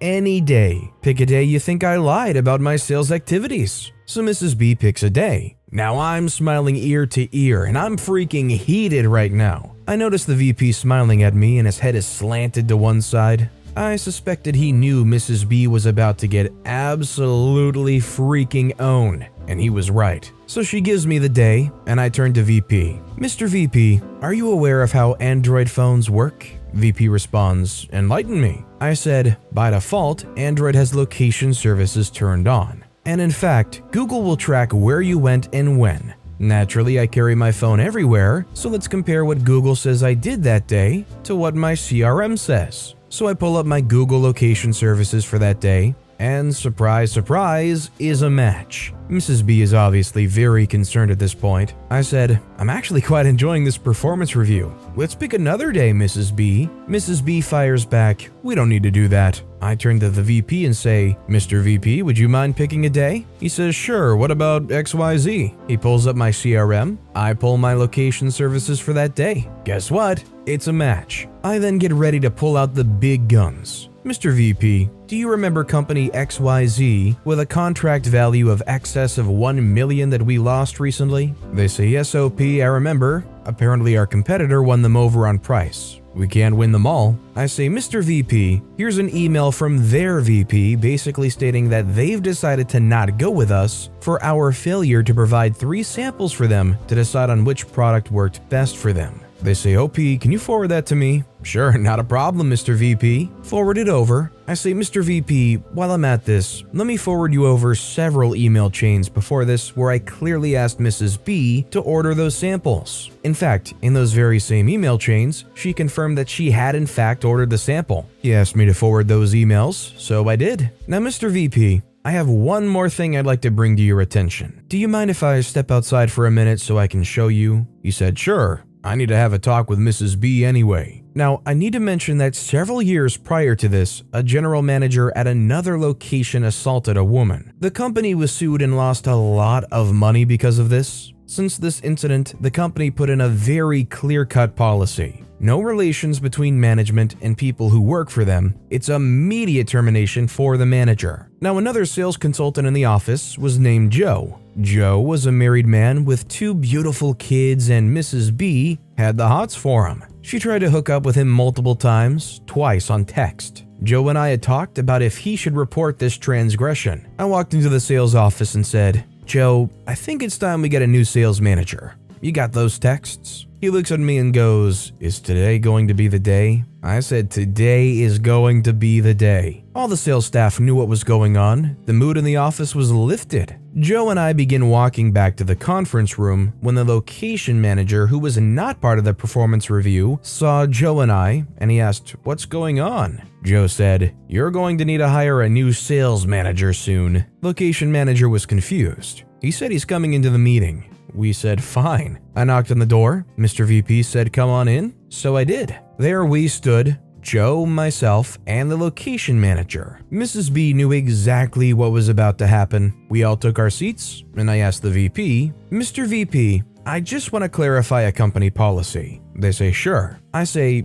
is it true that if a manager tried to engage in a sexual relationship with a direct report, that it's immediate termination for that manager? Mr. VP sits up straight, takes a moment and goes, yes, if something like that came to my attention, my hands would be tied. I'd have to fire the manager. I said, well, Joe has something he wants to show you. Mrs. B got up and walked out of the conference room. She was about to cry, you could tell. Her world, her career had just completely wrecked, and I don't think she wanted to be around for the end. Joe went on to tell the VP how he's a happily married man with 2 beautiful kids, and Mrs. B kept hitting on him. In fact, she had sent him numerous sexual texts, and on 2 occasions openly invited him to come hook up with her. Once in the office and once at his home, even after he made it clear he wasn't going to hook up with her. Mr. VP asked to see the texts, and Joe provided them. The VP asked him to screenshot those and email those over. Joe said he would. Then the VP said, I'm going to need both of you to go back to the sales office. The location manager and I have some talking to do. We walked back into the sales office. I noticed the sales manager office had looked cleaned out. Apparently, Mrs. B was bawling. She was a wreck and crying and said she was going home. Joe laughed and said, "Yeah, she won't be coming back." It was about 20 to 25 minutes when the VP came into the sales office and asked me to come to the conference room again, so I did. I sat down and the VP said, "Well, I would like to inform you that Mrs. B has been terminated effective immediately. With this being said, after your performance review and looking over your numbers, you're our top sales rep in this location and deserve nothing short of stellar remarks on your review, and you'll be getting that." I said, "Thank you. I do have one question." He said, "Sure, anything." I asked, "How do I apply for the new sales manager job that just opened up?" Mr. VP laughed and said, "You sure do like to strike while the iron's hot, don't you?" I said, "I do." He said he would let the location manager know and I'd be able to put in my application. I thanked him and he said, "No, thank you." In my 35 years of being in sales and sales management, that was by far the most interesting performance review I have ever witnessed. I did not end up getting promoted. I ended up quitting shortly after because they decided to not promote me and instead hired a guy with no sales experience to be our sales manager, and this rubbed me the wrong way. Also, our service department sucked and couldn't deliver on what I was selling, and another company offered me more money. If you were working at a place where you hated your manager and they had a very strict policy that said any manager should have no relations with any other employee or else it's immediate termination, and you had evidence of them attempting something like that, would you feel any remorse about reporting them and watching them get terminated on the spot? Or considering it's a manager you wouldn't have liked, would you just not care? Let me know what you guys think is the right thing and what you would do in the comments down below. And our final story of the day is by an anonymous poster, "Crappy customer gets vandalized." I work at a restaurant where the employees are overworked and underpaid. Despite this, everyone's cool with each other and management. The evils that mess up our day are the customers and our by-the-book district manager who drops by every now and then. For about 3 months, we had someone in the men's bathroom come in and smear an ungodly amount of fecal matter all over the handicap stall of the men's bathroom. Even sometimes they'll fling scat outside of the stall onto another toilet or a wall. Of course, management sends one of us peons to clean it up. Fortunately for me, I never had to as I worked the cash register. The one coworker, who we'll call Arthur, was who I'd call the personification of pettiness. He was crazy and had a smart mouth and an explosive temper when pushed too far. Me and Arthur were cool. I never had problems with him, but management always had him clean out the bathroom when it was poo smeared. One day, Arthur came in on his day off to get some food. After placing his order, he went to use the restroom. While there, he heard someone moan and groan, having a massive poop storm in the handicap stall. He didn't think much of it, even when he smelled that god-awful scent. An older gentleman around 50 exited the stall. Arthur came out and noticed the smell was even stronger than before. Curious, he peeked into the stall and noticed the poop smears all over the place. Infuriated, he asked the old man if he had done that and why would he even. The old guy said with a scat-eating grin, "Look, I don't care. I just want to ruin some poor freaker's day." Arthur was set the freak off, as he was that poor freaker. Initially, Arthur wanted to clock the guy right then and there, but in his own words, time slowed down around him and all he saw was red. Arthur didn't say anything to the man. Instead, he washed his hands and sat back down waiting for his food. He sat on the opposite end of the restaurant, but the location provided an overview of the entire floor. He could see the old guy at his booth munching away like nothing happened. Of course, someone complained that there was poop smeared all over, and one of the other employees that Arthur was cool with had to go clean up the mess. Arthur caught the old guy looking on at the situation and grinning to himself. Seeing that, Arthur thought the man needed to be taught a hard and hurtful lesson. The old guy finished his food and drove home. Little did he know that Arthur was following him.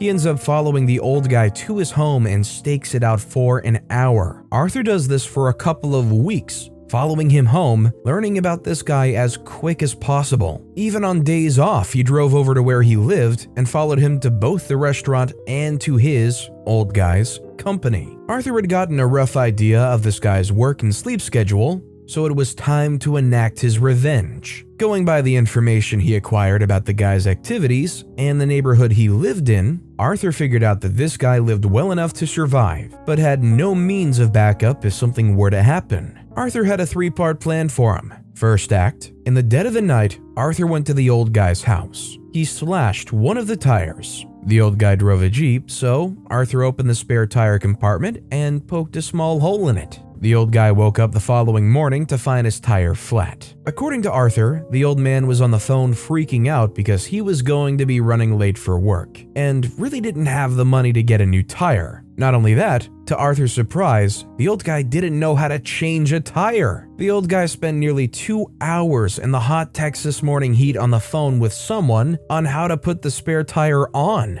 This is important for later in this act. At this point, Arthur's foaming at the mouth with excitement. The old guy drove on the spare to work, only to find out that afternoon that the spare went flat. Even more frustrated, the old man drives the car to a nearby auto shop to get both tires serviced. Later that night, this time, Arthur slashed 3 out of 4 of his tires. Remember when old guy was on the phone getting instructions on how to get his tire fixed? Well, before that, he had called his car insurance company to get someone to come out and fix his tire. He was very loud, and the gist of the conversation was that the insurance company wouldn't come out and fix his tire and couldn't get them insured because all 4 tires weren't blown out. They said it would be easier and less expensive to just change the tire himself and get another. So later that night, Arthur slashed the other 3 tires, save for the new one. Arthur wasn't there the following morning, but he knew that the old guy surely had a meltdown. That, and he didn't show up to the restaurant for a month. Second act, piggybacking on the first act,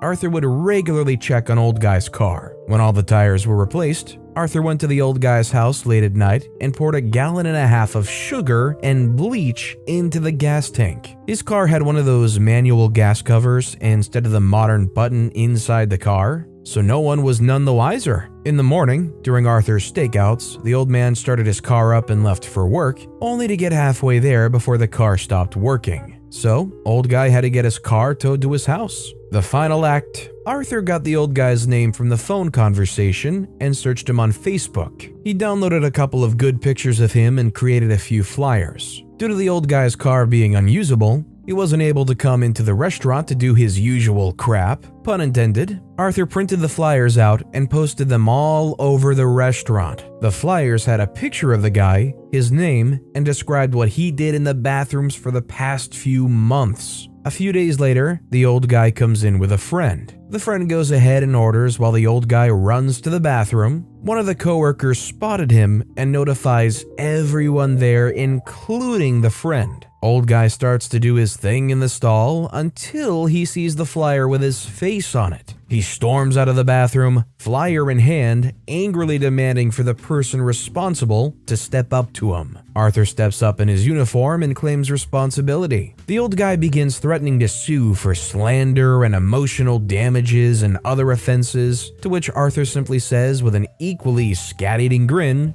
"Look, I don't care. I just want to ruin some poor freaker's day." Old guy's soul momentarily leaves his body as he realizes that the same guy he confessed his crime 2 weeks ago was one of the employees. The managers arrive and ban the old guy from the restaurant. The old guy threatens to ram his car into the windows, to which Arthur says, "Is your car a unicycle? Better check your tires, you poor freaker." Old guy then realizes that Arthur was behind the attacks. Banned from the restaurant, no hard evidence of Arthur's vandalism, and extreme embarrassment, old guy decides to bow out. Haven't seen or heard from him since. Unfortunately, fast forward a month and 2 nights ago, Arthur got arrested from fighting an off-duty officer at a convenience store. This story was a roller coaster and insane, like the lengths Arthur went to. All that, and they pulled all of it off, and then at the very end, OP's like, yeah, they went and fought an off-duty officer, so they got arrested. Considering all the stuff Arthur did in this story, it's somehow both an absolute surprise that they fought that officer at a convenience store, yet actually just makes so much sense. Arthur's a crazy dude. Harass your classmates? Think twice, hun. This is kind of a long story, but here goes. This happened back in high school about 4 years ago. I was involved, but another girl exacted the revenge that the rest of us were begging for. I'm gonna call the antagonist AP, her initials. I go to school with AP. She's 16 and in the year below. Met her in anatomy class. She's nice to me and we get along. Tells me she's bisexual and I'm totally cool with that, but I don't know why she told me. I see her here and there, and we hang out at the homecoming game. AP starts leaning against me as if I'm her significant other. Think this is weird, but I'm like, whatever. I get up at one point. She takes this as rejection. I say this because of the way she acts when people are upset with her or can't hang. When I get home that night, AP texts me, says she's gonna end it all and asks why I didn't hold her and stuff like that. AP asks why I don't love her and says she thought I was her girlfriend. I may be bisexual too, but I'm not interested in her in that way. She also tells me she was assaulted multiple times and stuff like that. She only ever said she was assaulted in the past when she felt rejected. I feel bad for her and tell her I'm sorry if I hurt her feelings, but I'm still weirded out by her behavior. Hang out with her more, and she keeps leaning on me, hugging me, and putting her hands on me. Same routine every time. I reject her, she threatens ending it all, and I apologize when really I'm trying to get her away from me. Cue the final straw. I'm in anatomy class one day, and she touches my butt, like dead center. I jump and turn to her, I get up in her face and I tell her, "Don't ever freaking do that again." At this point, I'm about to flip out. I know it's not the worst thing that could have happened, but I feel violated and I hope to God no one saw her do that to me. Now, I have never said anything like this to anyone, but this had gone on for a few months and I was on edge. Didn't speak to her for a while. You may be wondering, didn't she say something to a teacher? Yes, I told my teacher and a counselor that she was harassing me, sending me photos, touching me, threatening self-harm. The teacher just gives me a look of, "What do you want me to do about it?" Counselor tells me to tell AP to leave me alone. I didn't want her to get in too much trouble, but I wanted her to get help.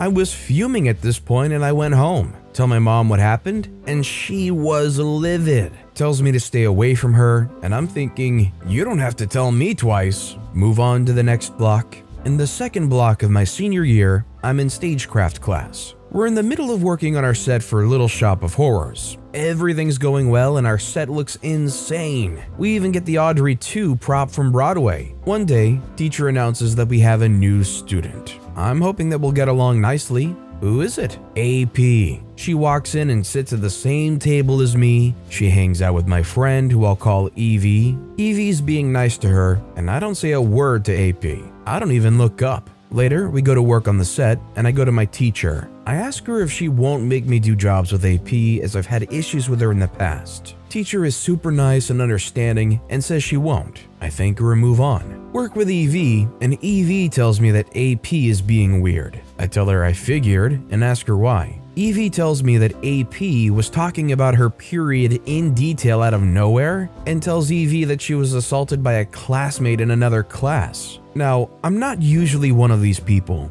but I don't believe a word of what AP had said to Evie. I tell Evie to avoid AP. We go on with our day, and I'm chilling out with my guy friend AR. AR is this really nice and funny ROTC kid. Unicorn of my heart, I tell you. AR tells me that AP's been getting handy and flirty with him. He hates her too. We hang out a lot, and she practically follows him around like a puppy, even at her workplace. She kind of moves onto some ex-friends of mine. Whatever, out of my life. Now, I previously said that she was sending photos. I deleted my Snapchat to get this girl off my back because she kept sending them. And as previously stated, she's 16 at the time. The photos she sent me were inappropriate, like pics of her in short shorts, tank tops, low-cut dresses, etc. Turns out, I wasn't the only one she sent pics to. The pics she sent to others were worse. One day, her friend gets mad at her, like fuming mad. AP had sent her some photos as well. AP's friend is hungry for revenge at this point. I don't know what AP did to her, but it must have been bad. AP's friend goes on Facebook,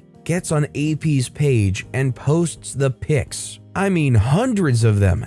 everywhere. Her friends and family see them, relationships ruined, she became an embarrassment. Now, I don't advocate this behavior at all, but this is why we don't harass people with photos and inappropriate sexual behavior. If AP's friend wanted revenge, that's on her. Short of going to the police in this situation, they kind of exhausted what they could. Talked to parents, talked to teachers, talked to counselors. None of them actually offered any help. Considering all the creepy and weird behavior AP put out towards a lot of people, do you feel bad for AP at all, knowing that all the unsolicited pictures she sent to people were pasted all over Facebook? Let me know down in the comments. And our final story of the day is by Captain Chronicle. Never steal from a mechanic. Okay, so I shared my little story to a few friends in a Discord and was told to share it with you fine people. This all happened a little over 10 years ago when I was just starting out on my mechanic career. It's a bit of a long read, but I believe it's worth the time. Due to the nature of the story, some parts and locations will be vague.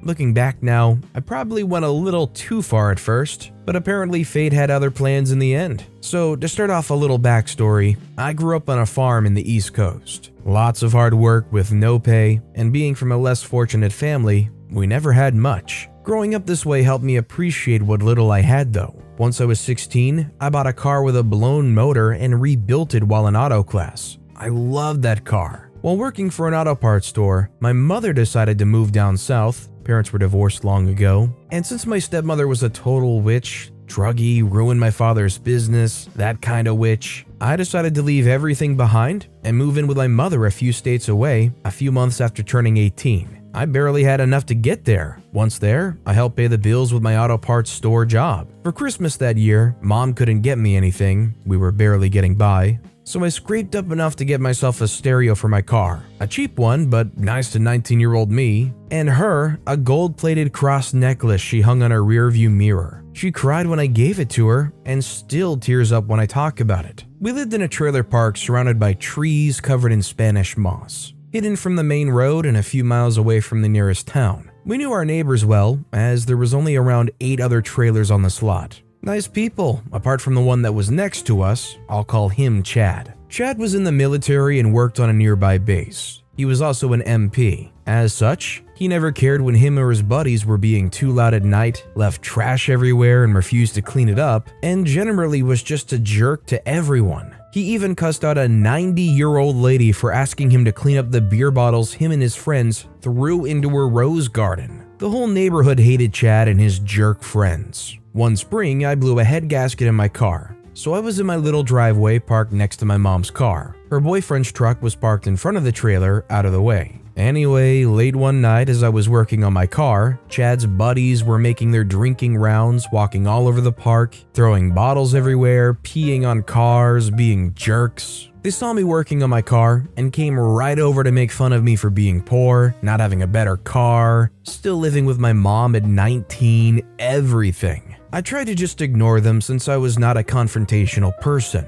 I asked them to let me be so I can get this done. To this, they just made a bit more fun of me and left when they realized they weren't getting a reaction from me. Later on, they all went into Chad's trailer and continued partying, so I packed up my tools and parts and took everything inside, ensured all our doors were locked, and went to bed. That morning, I woke up to all our cars' doors opened and them ransacked. I was pissed. Missing was my stereo, my mom's gold cross, and her boyfriend's truck stereo. Was an expensive HUD style. We called the cops and they didn't want to do anything about it. As the donut patrol was talking to me saying, "This isn't worth the department's time," something in me snapped. I politely said, "Okay, I get it. We'll be sure to keep a watch out for next time then," and the cops left. I went inside and started thinking of how I was going to get even.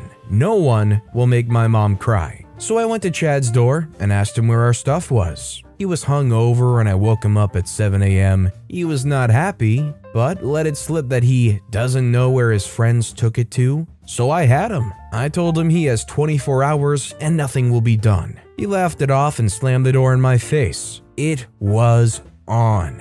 Later that night came a huge storm. Heavy rain, lots of thunder, the works. So at 1 a.m., I dressed up in some old clothes and thermals, grabbed my tools, and went out to his car. He had a nice new little Nissan, and to me it looked a little too nice. I got under it and took off everything I possibly could without being caught. I unbolted every nut, cut every wire, cut a few holes in the gas tank, sliced his tires from the inside sidewalls, took off the oil pan. I went apecrap on this poor little car. My father was a mechanic for many years, and growing up with him, I learned a lot about how to destroy a car without being noticed. Thanks to the storm, Chad never heard a thing. After a few hours of getting my revenge, I went back inside and cleaned up, tossing my clothes in the wash and going to bed happy I was able to cause him some peril. The next morning, I wake up to the blissful sounds of him cursing and punching his car that had no chance in heck of ever working again. All those parts of his, I threw into a small pond just over the fence near the edge of the lot. They'll never be found. He was so pissed, he broke all the glass and dented several body panels. The cops were called and they asked around. Everybody said he had anger issues and was within reason that he would take it out on his own car. Or his wife, who was hardly around due to him being him, but they had a kid, so I guess they were making it work somehow. The cops, being the lazy jerks I knew them to be from the day before, didn't do a thing and chalked it up to him having issues and left. Any other revenge story? This would be it, right? I got my revenge and he has to pay. Oh, but as fate would have it, I was but a cog in life's plan to give him what he had coming. I never planned this part, but it makes me smile every time I think back. So since he didn't have a car anymore, he had it towed off. His wife, at least I thought it was his wife, would come over to have some loud, open window sex. One thing that perplexed me is there was no kid in tow as usual, and her voice was different. So I got a webcam and set it up in my window,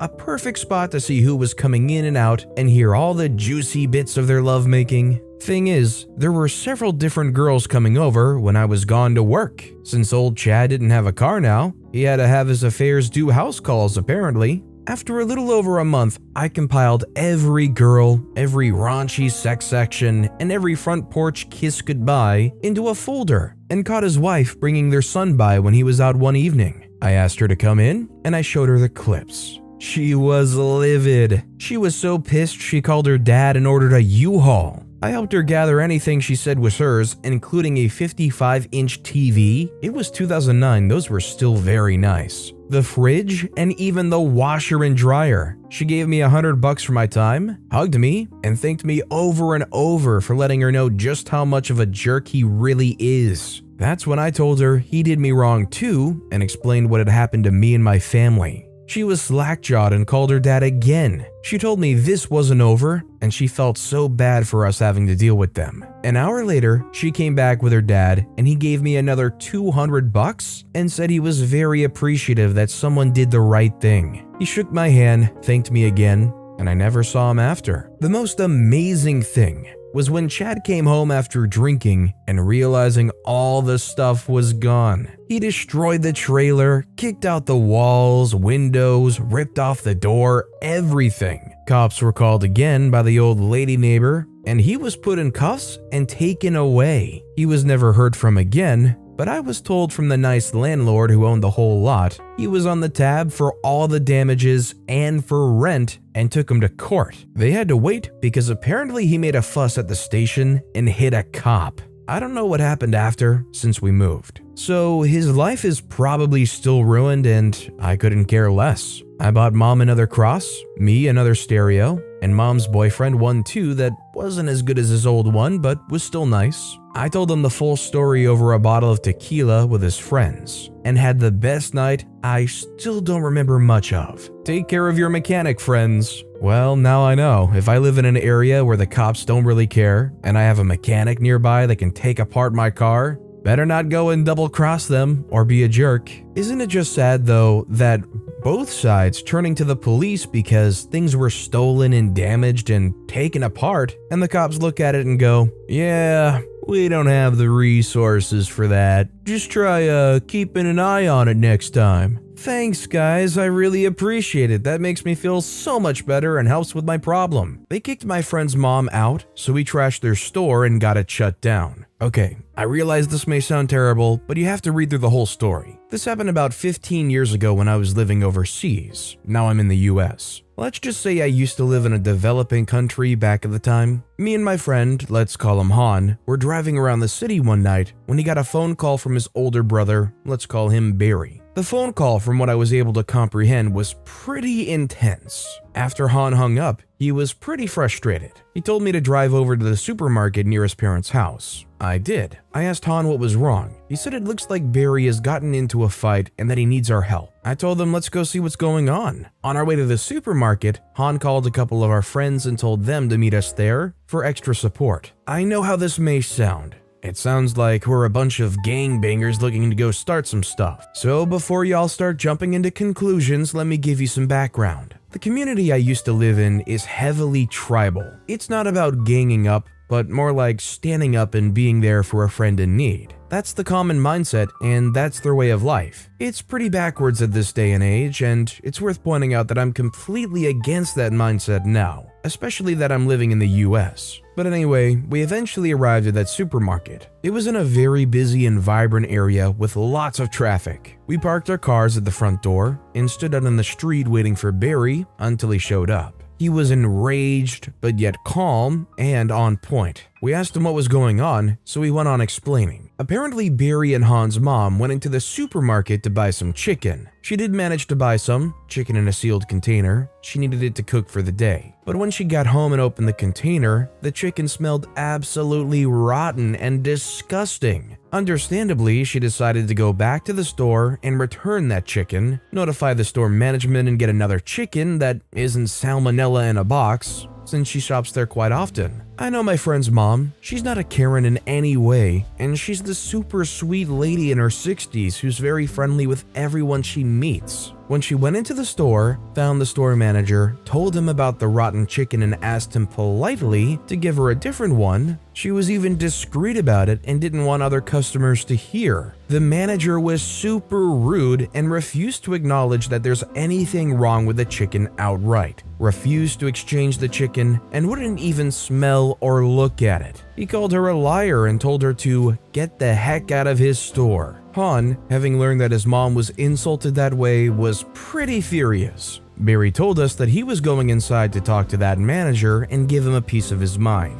and that he wanted us to be there on standby in case things go down. We agreed and waited outside. Barry went in. We were looking at him through the glass door. We saw him speak to that manager with a clear understanding of how heated the conversation was getting. Basically, Barry asked the manager if he's the one who told his mom to get the heck out, and the manager says, yes, and you get the freak out too, and shoves him away. Now, a little background on Barry. He was feared. He's always been kind of problematic since he was little. He was never a bully, but he just never took crap from anybody ever. Now, while I don't agree with the way he handled things, I've always respected how he stands up for himself and for the people he cares about. It's worth mentioning that he's a lot more calm now. Within seconds of him going into the store, and after hearing how belligerent that manager was, Barry lost control over his rage, and we see him start throwing punches at that manager. Other employees joined in on the fight too, and all heck broke loose. Me, Han, and another friend of ours immediately jumped into the store. We started to trade punches with whoever was fighting. It was an utter cluster truck.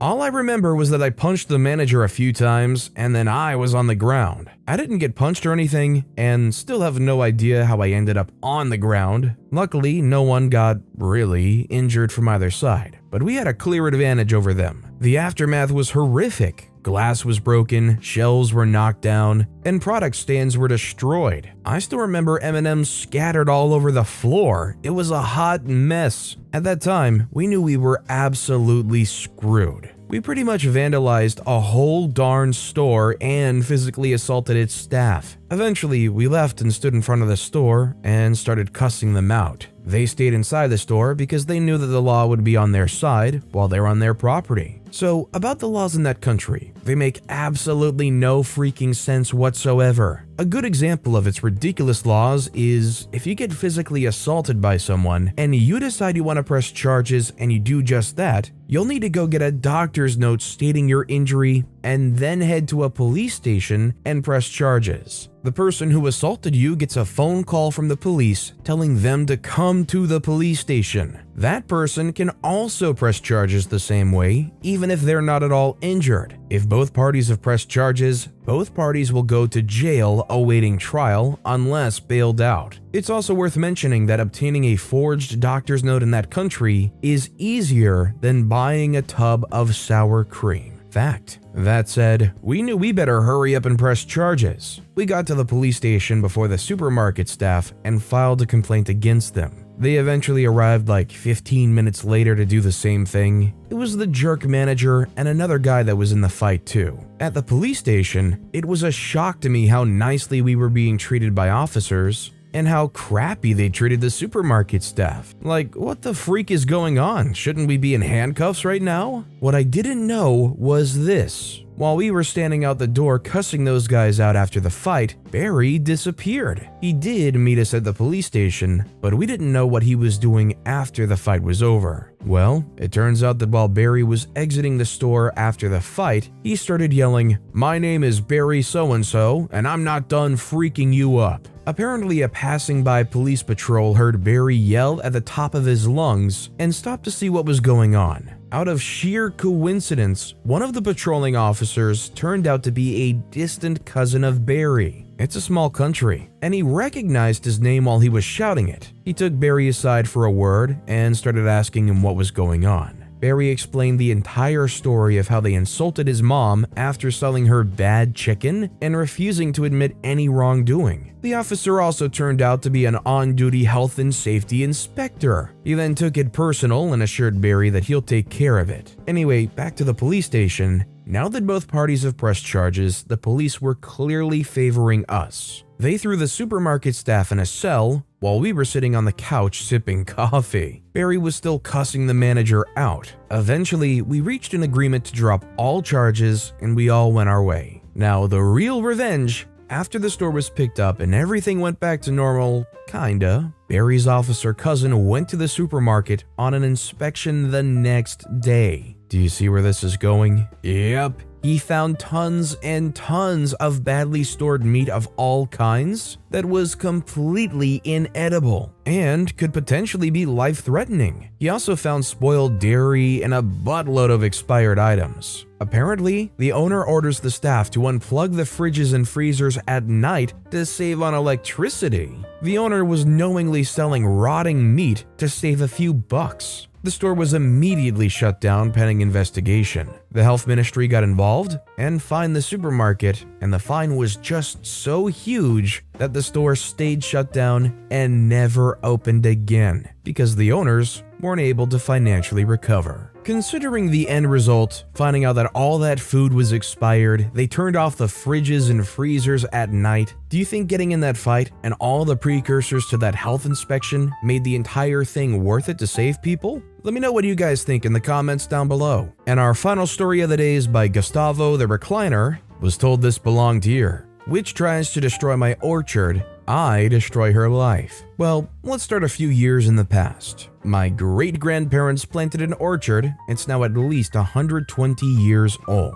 My grandparents and my parents were really proud of the peach trees growing in it and did their best to keep them in good health and well. We always threw a big party when the peaches were ready to be harvested and invited all of our friends and neighbors to it. I loved those parties. The neighbors on the property to the south of our orchard were particularly fond of our peaches. They were a bunch of fine old people, and me and the old man Sam were pretty good friends. He taught me a lot about woodworking with hand tools only, and we had some great evenings in his workshop, and we finished many a good whiskey in there together. In return, he got a lot of fine peaches, marmalade, homemade peach liquor, etc. Sadly, he died a good 10 years ago. Cancer's a real jerk. His wife followed soon after. Many suspected it was of a broken heart. They had no kids, so all of their property was left to the state, except his tools and whiskey collection, which he had gifted me a few weeks before he died. In comes Karen. The name speaks for itself. Haircut, attitude, witchiness, the whole deal. She bought the property of my late neighbors.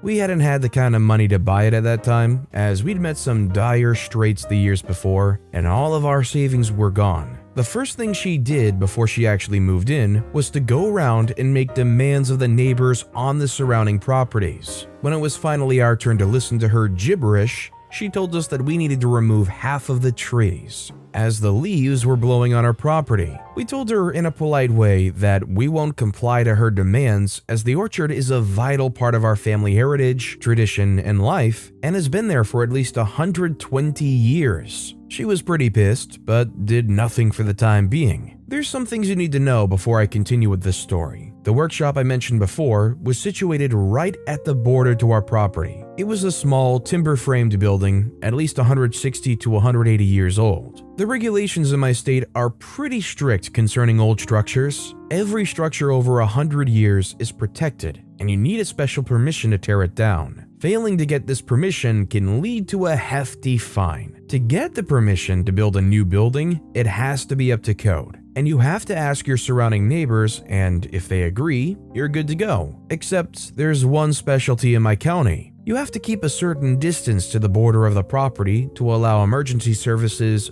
full access to your property. If one of these requirements isn't met, the building is illegal, or at least only partially legal, and can actually be ordered by court to be torn down. That might come in handy later. So back to Karen. After our first encounter with her, she did her best to pester the whole neighborhood. She got the neighbor's dog put down because he allegedly attacked her brat. Later turned out she faked the attack. The dog was the sweetest and most innocent dog you could imagine. A Bernese mountain dog, big, but a real teddy bear. Anyways, she later got us to stop doing our annual peach parties, as she called the police every time for various reasons. Noise complaints, we had a band playing there in the afternoon, arson, we lit a fire in a designated fire pit in the middle of our property. She called the ATF on us, allegedly making moonshine. My dad had a license to distill for our own consummation. In short, she was a real pain in the bum, and after 3 years, we decided it wasn't worth it to deal with the various officers and law enforcement agencies every time we threw the party, and we decided to quit. After she had reached this goal, she resorted to pestering us to remove the orchard. We didn't cave in, and some things started to get really fishy. Somehow the tires of our trucks got slashed, eggs got thrown on our farmhouse. Our cat disappeared and surfaced a few days later in pretty rough condition. It looked like somebody had tried to cut his tail off. Don't worry, he healed up completely, but we actually couldn't prove that she did all that. Then came the day she made her biggest mistake. She had a company come in sort of a secret operation and tear down the old woodworking workshop overnight. 2 days later, they started building a big garage/recreational center/house right where the shop was. But she missed one fine detail, which got pretty important later on. She didn't ask for our permission, nor for the neighbors. A short while after, the trees right next to our property started to get sick. The leaves turned brown in the middle of summer, and the branches started to die. We lost 4 trees before we figured out the cause. Somebody had driven long copper nails into them. We had a suspicion, but we couldn't prove it. So we put up some trail cameras. Perfectly legal as it was on our own property. We caught her red-handed. My dad confronted her, she apologized, and my dad, being the way too nice guy he is, wanted to let her get off the hook, but not me. The nail she drove into our oldest tree was the final nail to her coffin. I started to investigate. I had some friends at the administration of our county and asked them to do some inquiries. Turned out she hadn't applied for permission to tear down the old shop, nor for permission to build a new building. I further did some inquiries on the borderline of our property. Turned out, the old markers vanished over time, and her building was about 3 feet on our property. After I gathered all this information, I presented it to my parents. At first, they were reluctant, as they didn't want to start a neighborhood clash. But after I recalled all the things she did to us and our neighbors, they were in. So let the games begin. First, we called the authorities on her for tearing down a protected building and presented them with all the evidence we gathered. Then, we called the building authorities on her for building a building without permission, not up to code, and not only didn't she keep the required distance to the property border, she also built on our property without our permission. Long story short, turned out the workshop hasn't only been protected because of its age, but also because it was a historical landmark, which played a vital role in a conflict back in the 1860s. She got sued for this and had to pay a fine of an equivalent of about $150,000. She further had to demolish her newly built building, costing an additional $50,000, got fined for this too, about $83,000, and had to rebuild the workshop on her own expense, which was another whopping $154,000, as it had to be period correct up to the smallest detail, meaning it had to be built with the correct materials, with hand tools only, and to the correct dimensions. As you can imagine, paying professionals to build quite a large timber-framed building only by hand gets pretty expensive pretty fast. So all in all, it cost her an equivalent of $437,000 plus further expenses as lawyers, etc. This caused her to go bankrupt, so she had to sell the property in the end, which my parents bought, by the way. Last I heard of her was that she moved back to the big city. I'm sorry, but if you're gonna move out somewhere more rural, a place that's a lot more discreet, a place with trees nearby,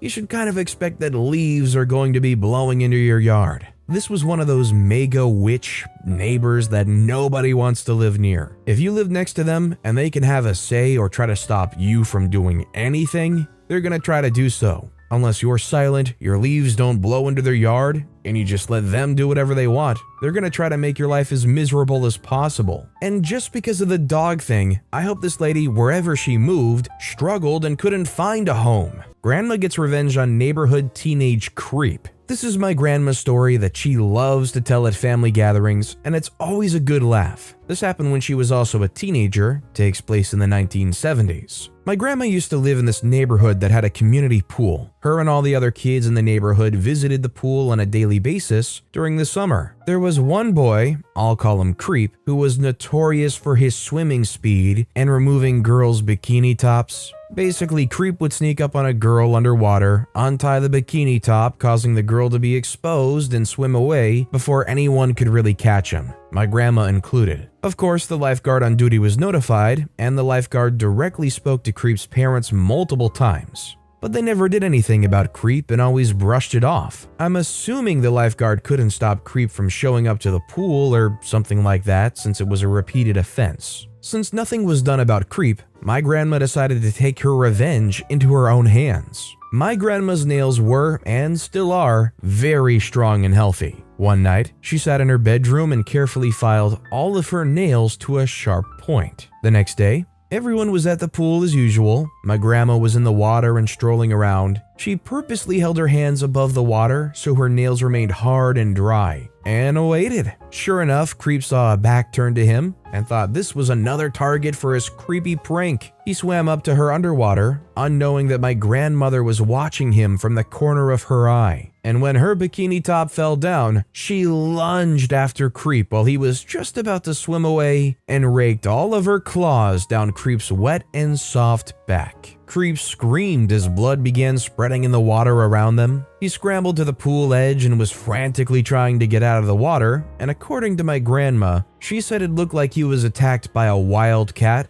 to which my family jokingly says he was. Everyone in the pool had to evacuate for obvious reasons. Either later that day or the next day, Creep's parents stormed to the pool and wail about pressing charges against my grandma. The lifeguard simply responded with a reminder about Creep's behavior and warned that he would also go to the police to be a witness. My great-grandmother was also there and threatened with a lawsuit of sexual harassment against Creep's parents. Needless to say, Creep never returned to the pool after that. My grandma says she feels bad about probably permanently scarring Creep, but that's about it. Do you think that, considering the creep's actions, that the grandma should feel guilty about what they did? Or do you think the creep deserved every ounce of what they got? Let me know what you think in the comments down below. Our next story is by Gustavson. A coworker stole other people's lunch boxes and almost dies. Post-year 2008 subprime crisis. Situation: third world country. The IT sector was very affected after the subprime crisis. I got a job as a developer in a place with horrible rules, treatment of staff, and very ugly workplace in general.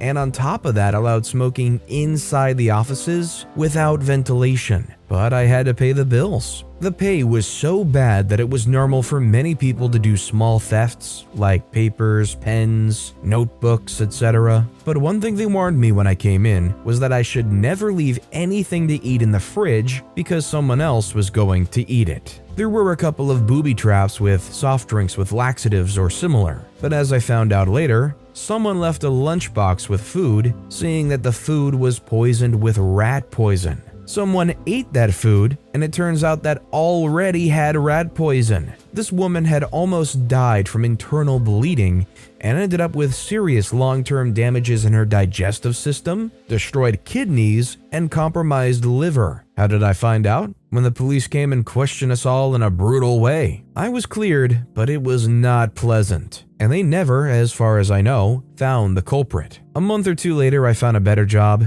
It didn't pay more, but it was better. I mean, yeah, I think that probably just about takes the cake for one of the worst workplaces I've heard of. You know, you hear these lunch thief stories, and sometimes you hear them where someone goes and puts dog food in their lunch and the person still goes and eats it. Or they make a cat food tuna sandwich or something. Isn't too often you hear the story about the rat poison. This next story is by XDankestXX Meme X. Steal my stuff, I'll ruin your life. Okay, so for a little backstory, I've lived in the same small town all my life. I'm 16, and I have a lot of good and bad memories. A lot of good stories too, but I'll save those for another day. So you could say I had or am having a rough childhood, you know, bullied in school, poverty, parents constantly fighting, homeless for a while, got jumped a few times, and even got shot once. But the worst of them all is when my mom passed away from pneumonia in her lungs last year. I was 15. I would do anything to have her back. Me and her were very, very close. So all this stuff that's happened to me happened for a reason. Cause I can tell you I'm not no punk. Even if I don't win a fight or even get the life beaten out of me, which has happened, I will take it like a man. So everyone that knows me knows I don't take no kind of stuff. I'm also very clever and smart, so I can pull some slick stuff sometimes. Okay, so this happened not too long ago, probably 3 to 4 months ago. So I'm pretty chill, so I don't really care who comes over to my house as long as you're chill too. No one has ever stolen anything from me or my house, and everyone was cool with me because I'm a pretty funny, chill, and nice guy. Until one day, this kid came around, we'll call him Mac. So Mac is new in town and doesn't know much, but he moved in the house down the street. And I guess he noticed all the people coming over, or he smelt the weed, so he came knocking, and I answered, and he seemed pretty cool, so I let him in. We chilled, played some Xbox, and smoked for a few hours, until Mac decides he wants to go home.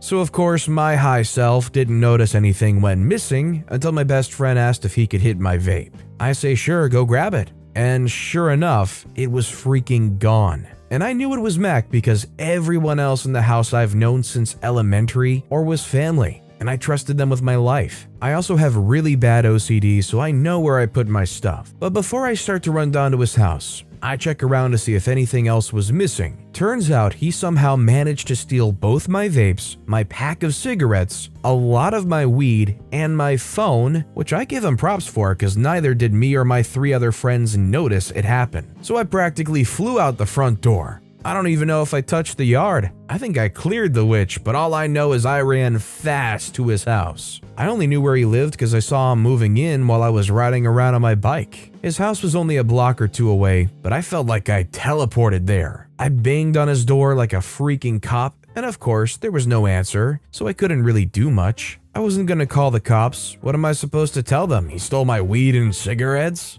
No, I'm 16, and I'm not kicking down the door because that's just dumb. So I just walked home and started thinking of a brilliant plan. So it's the next day, and I walked down to his crib and knocked on the door. He answered, and I kid you not, he looked like he was gonna poop himself. But he didn't say anything, and neither did I. I pretended like nothing happened. I asked him if he wanted to come over and chill, and he kinda hesitated, but he took the bait. So my friends and I already had a plan, and we all had our own parts. So first of all, we got him stoned as freak. I ordered an ounce of moon rocks, which cost me a pretty penny, but it was completely worth it. So we chilled again and played more Xbox almost all day, but made sure Mac kept hitting the bong until he could barely stay awake. He actually managed to smoke about 11 or so grams by himself. I only smoked like 3 grams though, cause I didn't want to be too high for my plan. Mac kept falling asleep for little naps, then waking back up to smoke more. So my friends did little small pranks like cut chunks of hair off and draw wieners and stuff on his face. He actually woke up while I was drawing a certain former German symbol on him, but he was so stoned he didn't give a freak. So I asked him if he wants a beer. He said yes, so I go into the kitchen, grabbed a Bud Light, opened it, and poured a decent amount of dish soap in it. You'll see why I did this later. I hand him the beer, and he just completely ignored the fact that it was already opened and downed it. I did this a few times too. Our next move was to get Mac in public, which was freaking hard. His fat butt didn't want to go anywhere, because he was pretty messed up. We weren't though, we just pretended like we were so he didn't suspect anything. It literally took us like 10 to 20 minutes to convince him to come with us to town to show him around. We took him to the local Walmart in town, and we started playing Truth or Dare, which was a part of the plan. We dared him to go in and steal a candy bar. Now remember, he's drunk and high off his butt. He has stuff all over his face and his hair's completely messed up. He looked like a freaking crackhead. Max said yes without even thinking, but what he didn't know was that our buddy was working there at the time, and we told him to bust Mac. I kinda wish that the plan worked, but apparently he didn't even make it to the candy. All I heard was that he just passed the freak out and pooped himself, dish soap.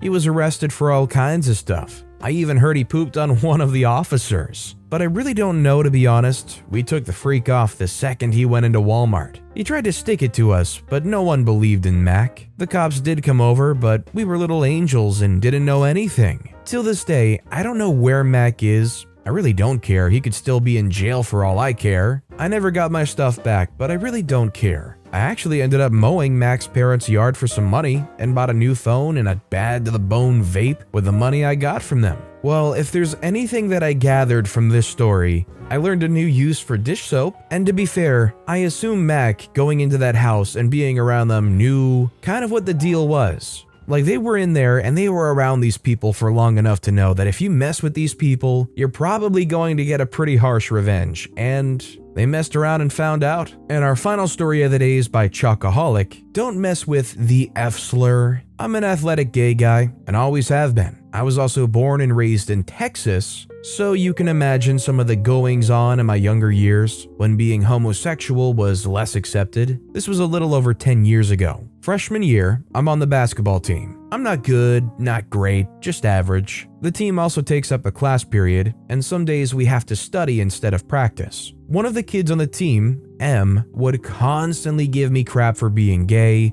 calling me an F word, a Q word, all of the usual slurs. I, always being a pretty amiable guy and extremely slow to action, accepted his insults with open arms. Although I wasn't the star player among the people who knew me, I made sure my nickname was the F-slur. I'd answer yes to every "does butt taste good?" or "do you have a body count?" I never let it show, but this constant disrespect towards me and other people, including teachers, really got to me. He would harass my friends, pick on the boys, catcall and make lewd comments to the girls. He was the kind of kid to do a fake "yes sir" to a teacher who was getting onto him about something.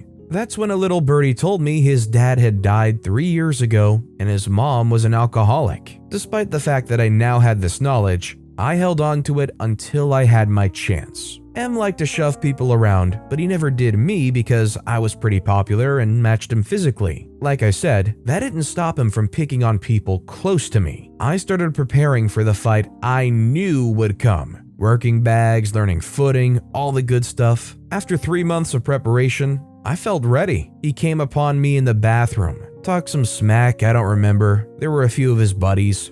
perfect. Remember how I said his dad had died? I said, okay, daddy issues. Can I call you that? Is not having one really considered a daddy issue? By the way, why are you so fixated on gay sex? Why do you ask so many questions? Do you want to try it? Or was the last thing your dad teach you was how to suck you know what? Admittedly, not the best as I type it out, but mean enough. This got him enraged. All the better. He charged at me through the narrow part of the bathroom. My back was to the wall, and he was moving too fast. I got out of the way, and he harmlessly flung himself against the wall. Harmlessly for him and me. Well, not for long. He had to shift his weight.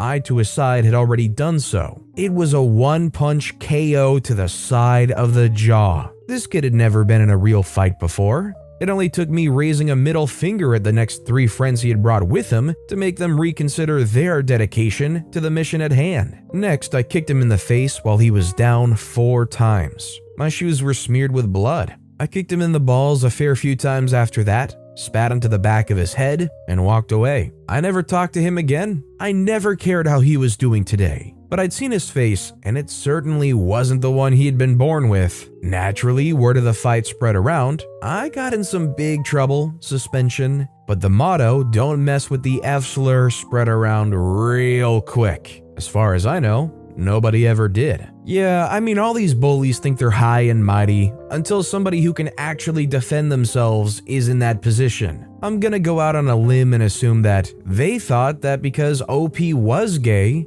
that somehow they'd be weak or inferior or couldn't do well in a fight. I mean, let alone the fact that they brought 4 people to go up against 1 OP.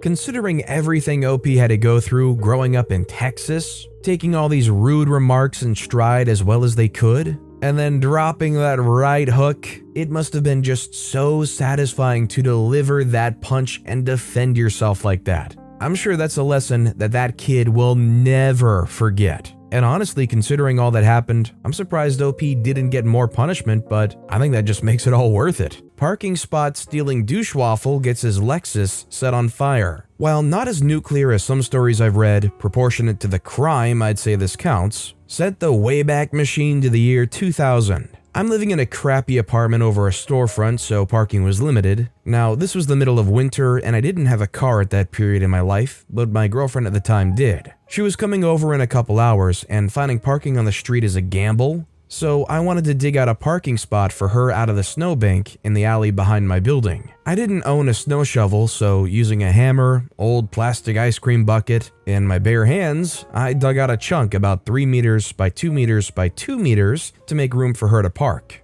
I don't know if you can appreciate how much snow that is, but it was a lot of work, especially considering my lack of proper equipment. This isn't fresh fallen snow either. This is a snowbank packed by a plow, practically ice. But whatever, we do crazy things for love, right? But apparently I'd had too much faith in humanity. I thought the cardboard sign I left in the newly cleared parking spot that said, "I spent an hour and a half digging this out for someone specific, please do not park here," would be enough. Nope. Wouldn't be writing this if it had been. Naturally, some thunder runt of a Lexus owner threw the sign in a dumpster and stole the spot. I remember it was red. I was going to post a link to a pic of the car that resembles it, but it's kind of irrelevant anyway. I hadn't told my girlfriend about my plan to dig out the parking spot, mostly because I didn't want to look like a wuss if it was too much work and I gave up. So I just stewed on it, imagining all the things I could do. My girlfriend ended up finding a spot on the street a block away, and we had a good evening anyway. She had to work the next day, so she took off around 2 a.m., and I stayed up until maybe around 4 a.m. The car was still there, and I was still pissed. By this time, all the bars were closed, the neighbors were asleep, and the streets were quiet. Couldn't ask for a better opportunity to ruin someone's crap. I went outside with a bottle of anhydrous isopropanol I kept around as a solvent, doused the car's tires, and set them on fire. I nabbed the cardboard sign from the dumpster and used it to quickly scrape the snow and cover my tracks, and then took it inside with me. No point leaving evidence behind. Over the course of the next few minutes, I heard bang, kapow, blam, boom, as the tires burst one by one. I had honestly expected the whole car to go up in flames, but each burst was apparently forceful enough to put out each individual tire, as well as blast out a sizable divot in the snowpack. Nothing happened until the next day, but police were eventually called. They were knocking on doors, asking if anyone saw something. Nope, sorry, must have slept right through it. Good luck, officer. Hope you catch the guy. I turned on my police scanner to keep tabs on things, mostly out of fear of getting caught, but there were no witnesses, and I learned the owner only had liability insurance. What kind of idiot buys a Lexus but not full coverage? I would soon find out. When I went outside to survey my handiwork under the guise of taking out the trash and being a curious resident, oh man, yeah, that guy was gonna need to get his whole car resprayed. The car looked fine structurally, but I did probably more than $2,000 worth of cosmetic damage, not to mention needing 4 new tires. I also got a look at the guy who owned the car, and the image I created in my head of what a person would look like that would so unapologetically steal someone's hard work was completely accurate. He was a grade A first-class board certified textbook D-bag. Orange fake tan, way too much hair product, leather pants, weapons-grade douchery. A decade before Jersey Shore was a thing, I regret nothing. Never saw that car again. Got away scot-free. Be honest, if it was snowing harshly and there were no parking spaces around whatsoever, you see one perfectly shoveled out parking space, but it has this sign saying, "I shoveled this out, please don't park here." Would you ignore the sign and park there anyway? Or would you try and find a spot blocks away that's just a lot less convenient? Let me know about you guys in the comments down below. Our next story is by Rumpleforeskin990. Scumbag does $2,000 damage to my car, steals my best friend's motorcycle while recovering from dental surgery, gets whole life destroyed for years. This happened several years ago, but first let's meet the cast. There's me, best friend,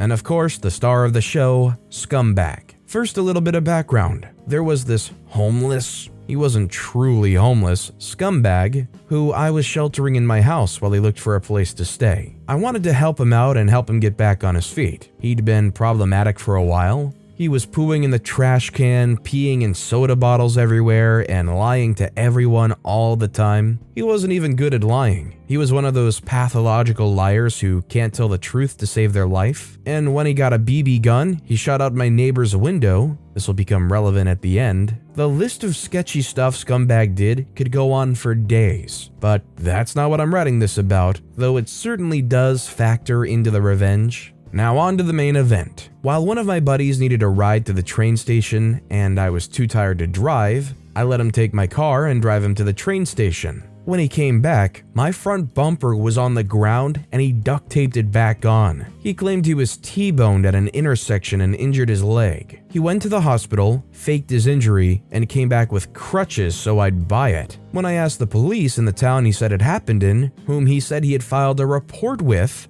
they told me no such event had been reported, and they had no clue what I was talking about. I later found out through my buddy who was in the car with him that he was doing donuts in a parking lot and hit a tree. So, shame on me for letting someone drive my car, I know. It was a very stupid decision on my part. The cost of repairing my car came out to be $2,000, and I couldn't get insurance to cover it, so the repairs came out of my pocket. So I gave him the benefit of the opportunity to make things right and said, "Alright, pay for the cost of repairs, and I'll forgive the transgression." He already had a minimum wage job, so I expected him to pay me every week until it was paid off. After 2 weeks, he stopped. So I took his PS3 and safe as collateral and said I'd give it back when he paid me back, and if he didn't, I'd sell it to cover the costs. A few weeks later, my best friend who was also staying with me had his wisdom teeth removed. He was in a ton of pain. That dental pain is the worst. Scumbag said he needed to go to the store. He let Scumbag take the bike to the grocery store, but after a while we became suspicious. He called saying the bike wouldn't start. I drove over to the store he said he was at, and he and the motorcycle were nowhere to be found. The store was 10 minutes away. We called him and said bring it back now or else we'll report it stolen. When he came back later that evening with a girl, he made up a BS excuse as to why the motorcycle had 130 miles on the odometer. The way he told it made it clear he had no clue how mechanical odometers work. They don't glitch and jump ahead 130 miles, like he said it did. My best friend would know. He's constantly pulling his bike apart and making repairs and modifications to it. I grilled him about the fact that he was never where he said he was. We deduced that he had rode the bike to his hometown to pick up his girlfriend and back, and lied about everything. That was the last straw that broke the camel's back, and a very bad mistake. My best friend and I were trembling with rage when we threw him and his girl out the front door to the curb. This is where the nuclear revenge begins. Scumbag was dumb enough to leave all of his passwords saved on the laptop we loaned him while he was with us. We got his email and changed the password. Once you've got someone's email, you've got everything else by default. We got his social media accounts and financial accounts and reset their passwords too. It was hysterical seeing the flurry of password reset emails coming in. He knew we had him in the bag and was frantically trying to salvage his situation. He had opened a bank account at the local bank to deposit his paychecks from his local cashier job while he was in the area. We emptied the whole thing for a total of $2,500. Imagine my shock. I kept the $2,000 from my car and gave the remaining $500 to best friend for his troubles and having my back. We then sold his PS3 on Craigslist and split that 50-50. We eventually opened his safe, and it was full of random papers and earbuds of no value, but it did have his debit card, and one of the papers had his PIN on it, which is how we emptied his bank account. In addition to that, while he's on the way out, I go to the store he was working at and tell his boss he won't be showing up this afternoon, and to consider him to be quit. I explained why. The manager was cool about it, but told me he can't take my word for it. In any event, he was never seen at that establishment again. So sooner or later, that manager was going to have to take my word for it. But we're not done yet. We still have a social life to destroy. We hijack his Facebook and make all of his friends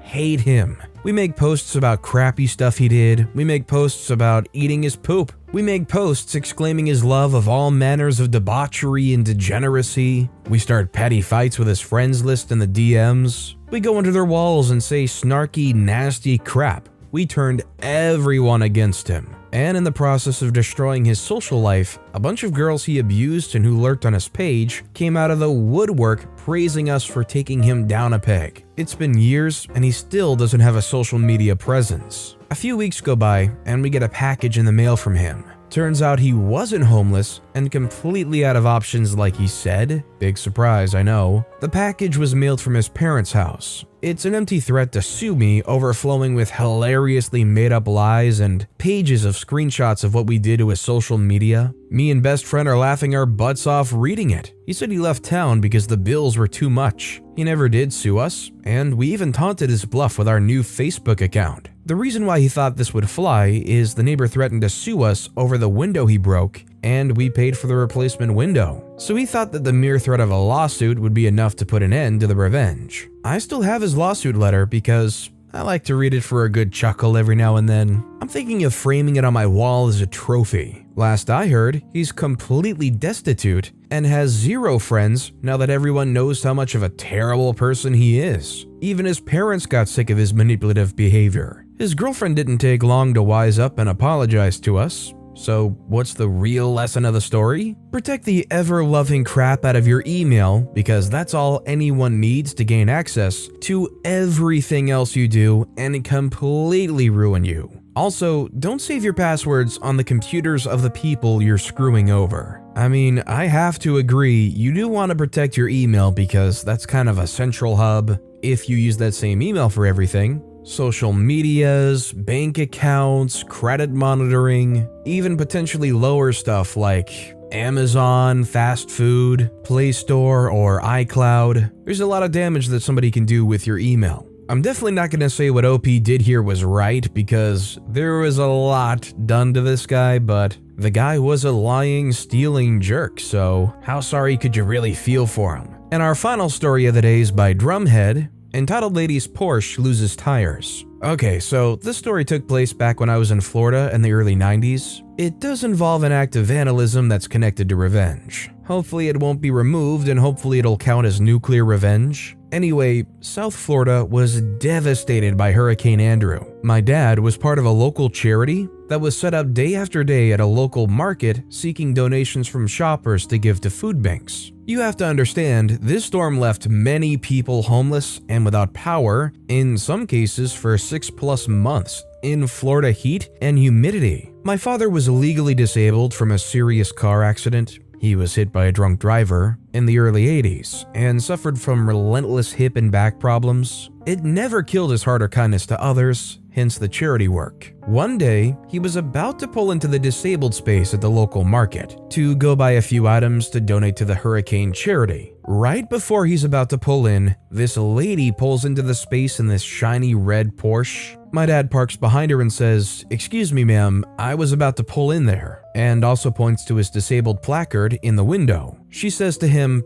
"You don't look disabled," and proceeded to walk into the store. For anyone who has a relative who uses a disabled space, you know the frustration of this situation and the anger one feels. My dad, seemingly unfazed, waits until she goes into the store and then gets out and snips the valve stems on all 4 tires, flattening but not destroying all of them. He then pulls into another space not far away and just waits. About 15 minutes later, the lady comes out and is shrieking about her car being vandalized. My dad's far enough away so she can't see him, but he can hear everything. She calls the police. Big mistake. She files a report for vandalism, and the police give her a ticket for being parked in the disabled space with no placard, about $250 at the time. The cops leave and she calls a tow truck. As the car's being loaded onto the truck, my dad pulls up and says to her, "You don't look disabled, but your car sure is,"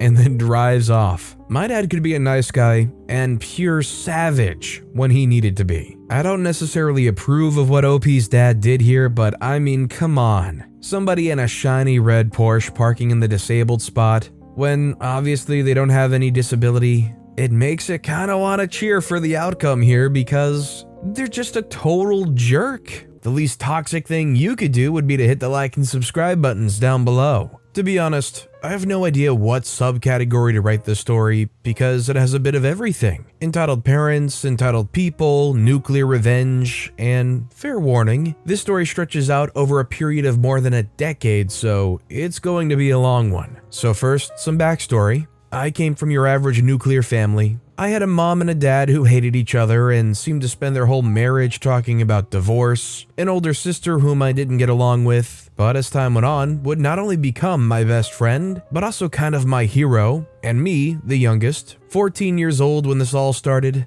Very relevant to the story, my dad, until losing his job only a few months ago, worked overseas most of my life and was only home 5 months of the year. So our tale begins with my mother succumbing from her long battle with cancer. She'd been hospitalized for quite some time, and I'll admit, those last few months, I had given up completely. I had hardly gone to see her. I just could not bring myself to see her rotting away in that hospital bed. My dad hadn't been much better than me, and the hero of the story had been my sister, the one who had never gotten along with my mother, who held her hand until the very end. None of this is vital to the story, but it was the point where my sister not only won my respect, but also became the one person whom I would grow to trust than any other. My dad, not so much. In fact, his life had hardly changed at all, and my mom's ashes had hardly been released, and he was overseas again, leaving me and my sister behind. Also worth mentioning at this time, my sister was no longer living at home, but was living with her fiancé. He later cheated on her, she broke the engagement, and he will therefore not feature in the story. So all the pieces are set in place. My mom's passed, my dad's overseas, and my sister's living elsewhere, leaving me, a 14-year-old kid, living alone in what, until recently, was our family home. Soon after, I got a tenant to take one of the rooms, and that rent money paid for all my living expenses. Now, as I mentioned, my dad was out of the country only 7 months of the year, which meant he was home for 5 of them, or so you'd expect. The truth is, he wasn't. My dad was a skirt chaser, and even in those 5 months I hardly ever saw him, as he'd be out staying with whatever he was hooking up with at the time. I could write about 1,000 more stories about the woman he dated in that time, but as none of them have relevance to this story, I'm skipping forward 4 years in the introduction to Evil's stepmother. It's worth mentioning that when she and dad started dating, he was actually already engaged to someone else, who kinda just disappeared from the story, as if she was never in his life to begin with.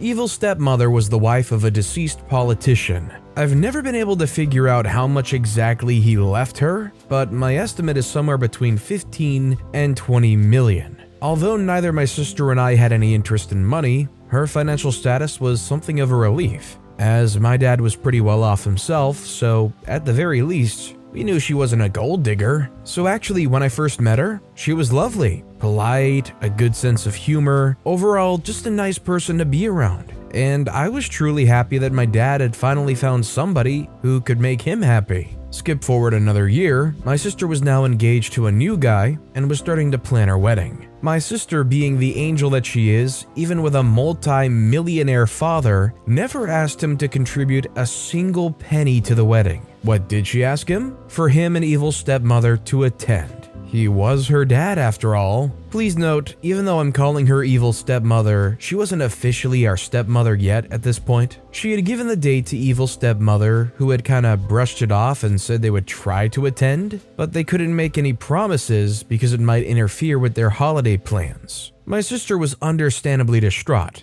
and ultimately just called off the wedding and would end up taking their vows in front of a judge. So a few weeks after evil stepmother had broken my sister's heart, she and my dad were traveling to God knows where, and my sister and I were at the movies. We both get the same text from evil stepmother. It went something like this: "Hello, I want you to be the first to know that father has asked me to become his wife, and I have accepted." I forget what the rest said. Cut forward to the day that my sister's wedding would have taken place, and we both get an invite to evil stepmother's house. My dad had long since moved in with her. I had a bad feeling about this, but thought to myself that no one can possibly be so unnecessarily cruel. But if people weren't, then I would not be writing this story. So you guessed it, evil stepmother had stolen my sister's wedding date and had married our dad that morning. The invite we had received was to their wedding reception. There's going to be a massive time jump now, but before I do, I just want to emphasize some of the highlights of my dad and evil stepmother's first marriage. Yes, you read that right. These included a house rule that strictly forbid me or my sister ever mentioning our deceased mother, me making the grave sin of turning 21. Please note, at no point did I ask my father to cut their vacation short to celebrate this with me, but he decided to come surprise me and come home a day earlier to do so. The next 5 years, and I'm not making that up, every single time evil stepmother saw me, she would berate me for how my birthday screwed up their vacation. Her and my dad showing up at the family house while I was at work, taking the family dogs and giving them away without so much as consulting me. To top it all off, she would constantly try and play my sister and me up against each other, always cornering one of us and telling us what a waste of space the other was. So skip forward about another year. I'd now been the landlord of the family house for about 7 years. I was now renting out to several tenants and using that money to rent the house for my dad. The rest I used to upkeep the place as well as I possibly could. Basically, even though his name was still on the deed, it was pretty much accepted that the house was now mine and would officially become mine when my dad passes. The place was beyond sentimental to me. And then one afternoon, he shows up with a car full of things declaring that he's left evil stepmother and was moving back in with me. Oh joy. Following this, it took less than a month for all my tenants to break their contracts and move out. Yes, he was really that difficult to live with. The month ended and he went back overseas, leaving me with an empty house and somehow still expecting me to pay him for that month's rent. Sorry, Dad, you kinda screwed that up for yourself. He returned 6 weeks later and fell back into his old patterns, never coming home, hooking up with any woman that looked at him, and then, somehow, getting back together with the fiancée he had left for evil stepmother. His divorce from evil stepmother had already been finalized by this point. And then, almost as if I was 18 years old again, he once again left that same fiancée for evil stepmother. At some point they got remarried. I honestly don't remember when. So let's get to the main part of the story. Yes, I haven't even touched it yet. A secret about my dad, I love him dearly, but he's a freaking jerk. I would learn this the hard way, as I would become a pawn in his numerous affairs. He went so far as to send some of these women to stay in the family house with me, and then invite me over to have dinner with him and evil stepmother, forcing me to fake smile while the woman he was cheating with was literally hiding at my house. This went on for years. Both I and my sister knew about it. Both of us had begged him to stop, and he just did not give two hecks. Wow, it's taking a lot out of me not to use curse words as I relive this period. Also during this period, my sister had given birth to a beautiful baby girl. Even though my dad and evil stepmother had already been having marital problems at that time, again, he had shown up with her to the hospital and introduced her as grandma. In the years that followed, this gorgeous little one would actually bring my sister and evil stepmother quite close together, which makes this all the more tragic. Flash forward several more years, I'm now 30 and going through a very tough time in my life. I had lost my own fiancée, in part due to my family shunning both of us and ultimately forcing me to choose between them and her. This basically happened every single time I got a girlfriend. My business had hit a streak of insanely bad luck and was hanging on by a thread. I had lost all my savings trying to save my beautiful dog from a rare blood disease. I had been falsely accused of assault. Basically, I was closer to ending things than I ever imagined possible. And to top all that off, my dad again left evil stepmother and once more moved back in with me. To make matters worse, he wasn't doing so alone. No, he brought with him his Asian mistress, a lady that could not speak a word of English, and they were literally communicating with each other via Google Translate. The whole situation was pretty messed up. Just to keep the timeline straight, he had left her before going back to work overseas and had warned me beforehand that he would be moving back in with me upon his return. At no point did he mention his Asian mistress. Also slightly relevant, the day he came back was the 24th of December. At this time, evil stepmother was on the verge of her own mental breakdown and was calling my sister day and night trying to learn why my dad had left her. This went on for the entire time that my dad was overseas and continued when he came back. My sister was calling me in tears, saying she couldn't keep this secret anymore. She had grown fond of evil stepmother and knew the only way to release her was to tell her about the affairs. There had been 8 that we know of. I, on the other hand, had never grown to like evil stepmother, but even I had always been disgusted by our father's behavior and never saw any justification in what he had been doing to her. Ultimately, I told my sister to just tell her. That would be the biggest mistake of my life. You see, learning of my dad's betrayal had given evil stepmother a new purpose in life. She wasn't only going to get revenge on my dad, she was going to get revenge on everyone that was involved. Our first mission was finding out who the woman was that was currently staying with him, and to find out, she turned to me. Now, side note here, I had been so angry at my dad for this whole situation that I hadn't even been back to my house since he had moved back in. I had spent about 3 days, including Christmas, just driving around aimlessly. I had slept in my car for those nights. I was done being his accomplice. Therefore, when evil stepmother asked me who the woman was, I happily told her. There was just one problem with this. My dad had foreseen me turning on him and given me the wrong information. Therefore, in the eyes of evil stepmother, I had purposely sent her on a wild goose chase. Following this, my dad had sent me a message that I was no longer his son. The woman had actually been a masseuse at a massage parlor that both my dad and evil stepmother had often frequented, less than a kilometer away from their home.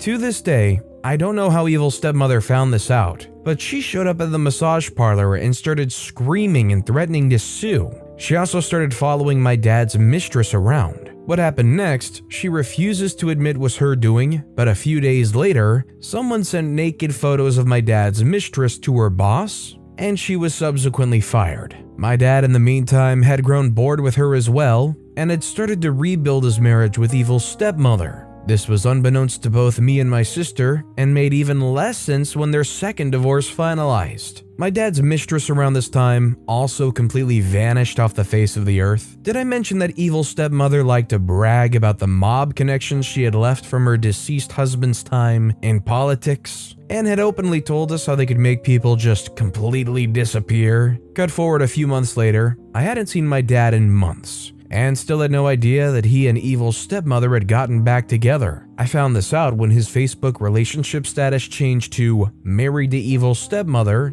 followed by their wedding pictures. This was kind of a shock to me, but the biggest one was still to come. I was still in financial difficulty following my recent streak of bad luck.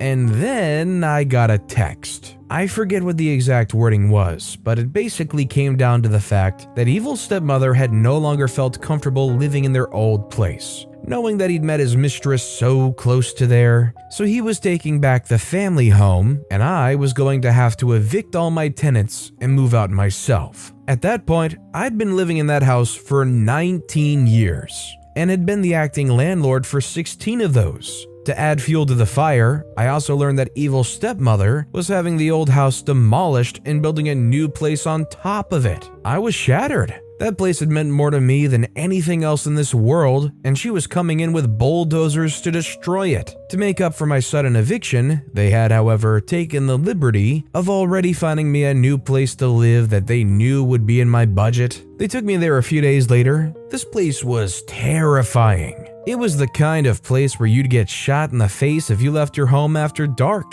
To make matters worse, they were right. It was literally the only place I could afford at that point, and on such short notice. Dad of the Year and evil stepmother had left me to pack up the entire house, including everything left from my mother. The shoebox I was moving to obviously didn't have any space for any of these things, so most of it ended up on the sidewalk. To evil stepmother, this had been like a mini climax, as she'd always had an unnatural hate towards my deceased mother, whom she had never met and had died before she met my father. She would go so far to destroy every single thing that held any memory of my mother, even cutting down our family tree and quite literally turning it into firewood, taking my mother's wedding ring that had been left to my sister to hold for safekeeping, only to quite literally throw it away and deny ever having it. That was her revenge on me. My sister, she had other plans for. You see, once my sister had exposed my father's affair to her,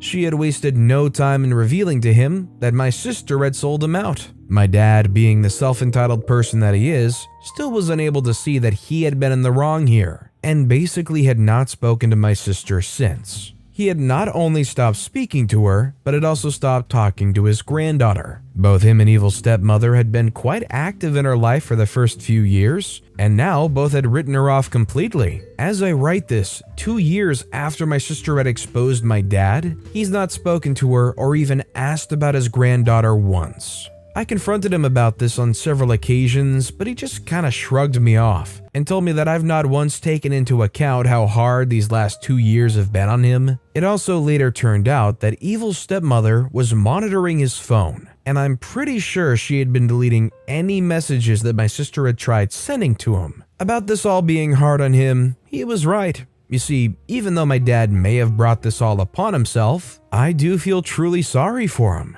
Evil stepmother had taken away from all of us what she deemed most important to us. With me, it was my house and all my memories. With my sister, it was her relationship with her father, and with my father, it was his freedom. She had taken away all forms of privacy and freedom he had left. She had taken control of his bank accounts, taken to monitoring his incoming messages, deleted all his friends from his Facebook account, and lost him his job. The new house they built even had an open bathroom that you literally could not pee in private in. It was disturbing and honestly very hard to witness. This story doesn't really have an ending. My sister's finally stopped trying to make up with my dad. The few times I've seen him have been under strict supervision from evil stepmother that usually ends with her fighting me and telling me what a stain I am on his life. Although I never saw my dad as any kind of saint, he was always my dad and I always loved him. Still do. But the man he is now is no longer a man, he is a prisoner. Evil stepmother has turned him into a real-life version of Theon Greyjoy, and I, for the life he is now living, feel nothing but sadness. If you had a close relative or maybe even a close friend, and you saw them willingly allowing themselves to fall into this prisoner relationship, would you be willing to accept letting them go as far as being in your life? Or would you want to try to get through to them and explain how not healthy that relationship is? Is it a lost cause? Let me know what you think in the comments down below. Demoted, then they realized they screwed up. Worked 9 years at a well-known company, worldwide provider of various products. Won't name this company, but it was a division of this company I worked for. I started at this company at the bottom as a tech, did my job well and excelled upwards. After 6 years, I was promoted into the national support group and also then excelled at this position. It was well paid and salary, which was a very nice bump in pay, and the hours were great. After a year in the new position, I was promoted to a co-operator position, which I shared with another, which we were very good friends and got along very well. To this day, we still do lunches and chat quite frequently. Now, I was trained up on the in-house software that runs the dispatching of techs, which was made by an in-house software developer, which the software used codes for areas and states. Very complex, but for him it worked, though no documentation whatsoever. No manual, nothing. The guy that had the position before me was leaving the company for a better offer, so he took a month to train me on the software, and of course, I wrote down all the codes for all the areas just so I didn't get anything wrong, since there were no manuals or instructions. He then leaves the company. A year later, the developer of the software dies from cancer. So now no one but myself knows how to use the software, and taking vacations were far and few between due to this issue. I constantly asked for a backup to be trained so they can do this job while I go on vacations. At this point, I could only take 2 days at a time for vacation, and my wedding was coming up in 8 months, and we were taking a month-long honeymoon. No go. Got denied every time I requested a replacement to be trained. When my co-operator and I took over this new department, it was in shambles.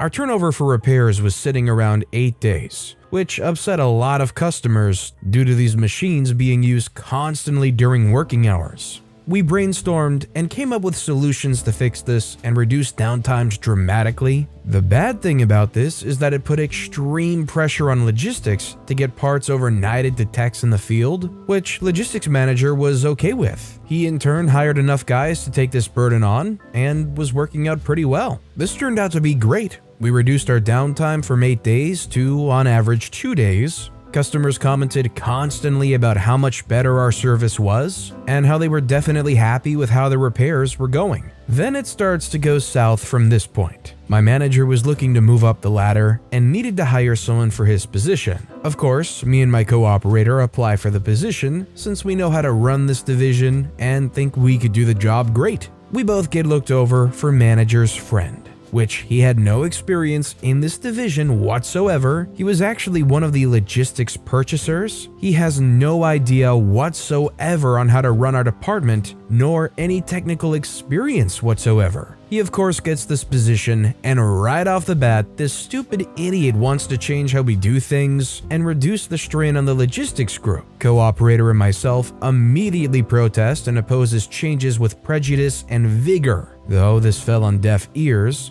when he tells us to implement the changes, I refuse, and so does my co-operator. For weeks, we argue with manager's friend, which is now my manager, and he gets upset and continuously fights with us to make the changes. We again refuse. I emailed his manager and explained the situation and pointed out that it would increase repairs and our customers would be very unhappy. At this time, we grew the base of our customers 20-fold, and our satisfaction rating on all our reviews were in the upper 90s. Though these emails and everything that co-operator and I were explaining went on deaf ears. At this point, manager's friend feels that I'm the instigator of the disobedience, and that week, I was called into a conference room with HR, manager's friend, and his manager. They informed me I was going to be demoted from operator to dispatcher due to my inability to be a team player and confrontational to my manager, etc., etc. So I said, fine with me. Meant less work and same pay, so I'm okay with this. Now, with this job, you had certain functions of the job that you could and could not do.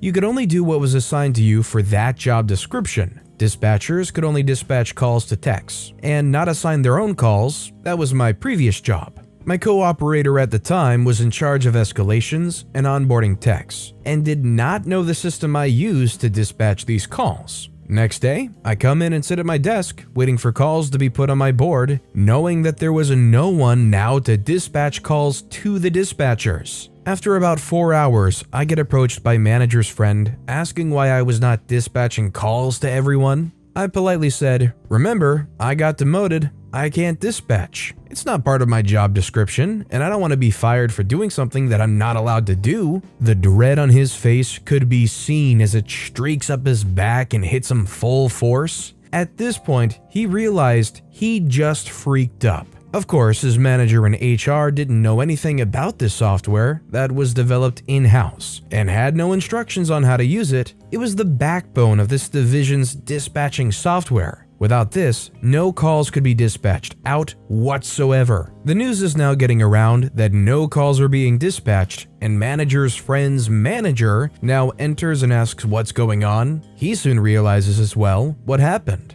They then call me back into the conference room and ask me to train a replacement. Of course, I refuse. The day ends and I go home. Next morning, I show up for work on the dot and they call me back in yet again, offering my position back and to please start dispatching calls as soon as possible. Of course, I refused the promotion, pointing out key points that they brought up during my demotion meeting on why they were demoting me, and because of those points, I felt I had to overcome them in order to be able to accept the promotion, and it would be a great time to focus on my abilities that they outlined. They were flabbergasted and frustrated clearly. They get upset and tell me that I'm holding the company hostage and that they'll have to take me to court. At this point, per my contract, I am now entitled to a lawyer and they have to pay. A few days go by, of course, no calls being dispatched. They're now relying on emails and phone calls to get calls dispatched and parts ordered, and it's pandemonium abound. It's adding so much more time to each call and ordering parts, the whole system is falling apart.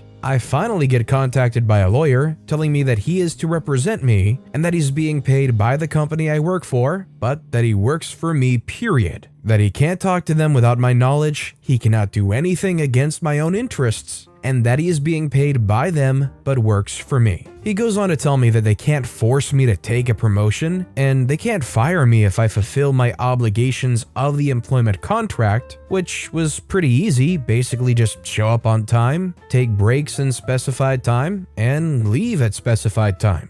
So I do. This goes on for a month when they're finally getting to the breaking point. Repairs are exceeding 2 weeks and customers are canceling their repair contracts due to service issues. They decide to demote me again to logistics. Now, the manager of logistics is a good friend and he thinks this is retaliation for all these issues. So he just says to me to take a desk over in the corner and do my thing, whatever I wanted. He wasn't going to punish me for their stupidity. We go to court, they present their case, and my lawyer presents mine. After 2 days, the judge rules in favor of me and says that a company can't force me into a job or doing a job that I do not wish, and this would be considered enslavement. They press the judge to have me turn over the information to run the software that runs their division. The judge asked me if I had written it down. At this point, I didn't have it. I threw it away, so I answered honestly to the judge. Though I did say, I do remember how to use it and all the codes to dispatch since I did it for years. It became like second nature. Judge asked me if I would be willing to write down the instructions.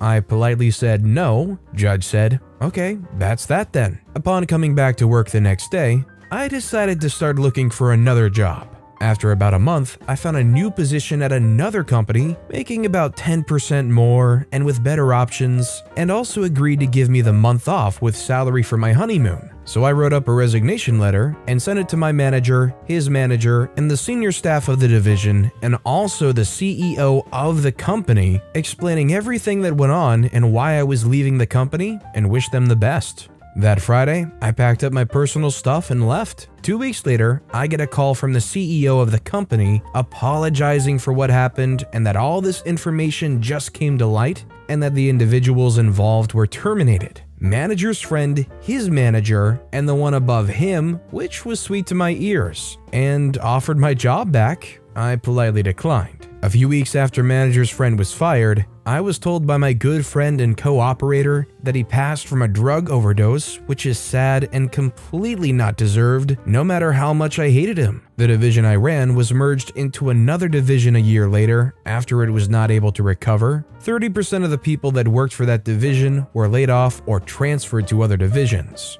My co-operator is still working for the same company, though he said that after this whole ordeal, it never recovered and was never the same and had gone downhill dramatically, and he'll be retiring this year. If a job you're working for was just full of nepotism and incompetence, they didn't help you out and then demoted you for saving their butts, would that be enough to make you just say, screw it, you guys are gonna sink the company and I'm not helping you anymore, good luck? Let me know what you would do in the comments down below. And our final story of the day is by Sub to Dead Meat. Abusive husband loses his family, house, visa, dignity, and $100,000. This story happened in Lebanon, Australia, Lebanon in that order, so please bear with me. My cousin, Australian, has just met a wonderful person. He cared for her, loved her, and really treated her in a special, caring way. Or so we thought. One day, she came in the middle of the night to my house, and then I saw her. With her son, both had bruises on their face. As it turns out, he just married her for the privileges as an Australian.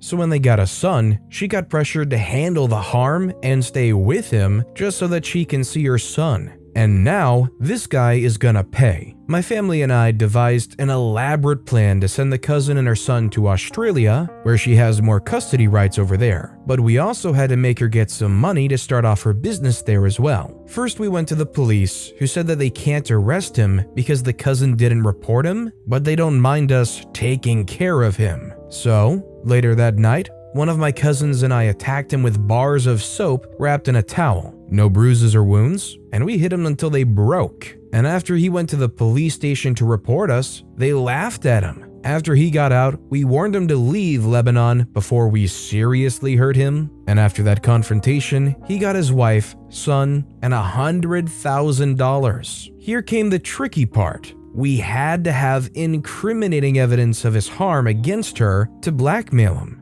We can't attack him in Australia. So, after my aunt helped them get a house, she rigged a camera, and after she captured the harm and the time of the recordings, my cousin took her son and $100,000. When the guy tried to confront her and take his son and money back to Lebanon, he was shown the incriminating footage and given an ultimatum. He either leaves Australia without divorcing the wife with the son, and he might not stay alive. We roughed him up for roughing up the son, or he leaves Australia penniless. And he chose the latter. When he made it back to Lebanon, he slipped into alcoholism, he lost his family and his house due to his temper issues, lost his visa since his ex-wife reported him anyway, and is currently a homeless man. I saw him while I was in the car in Lebanon. I'm currently stuck there. And he looked so empty, even when he saw me and recognized me, but he didn't react. And then I realized that I made him lose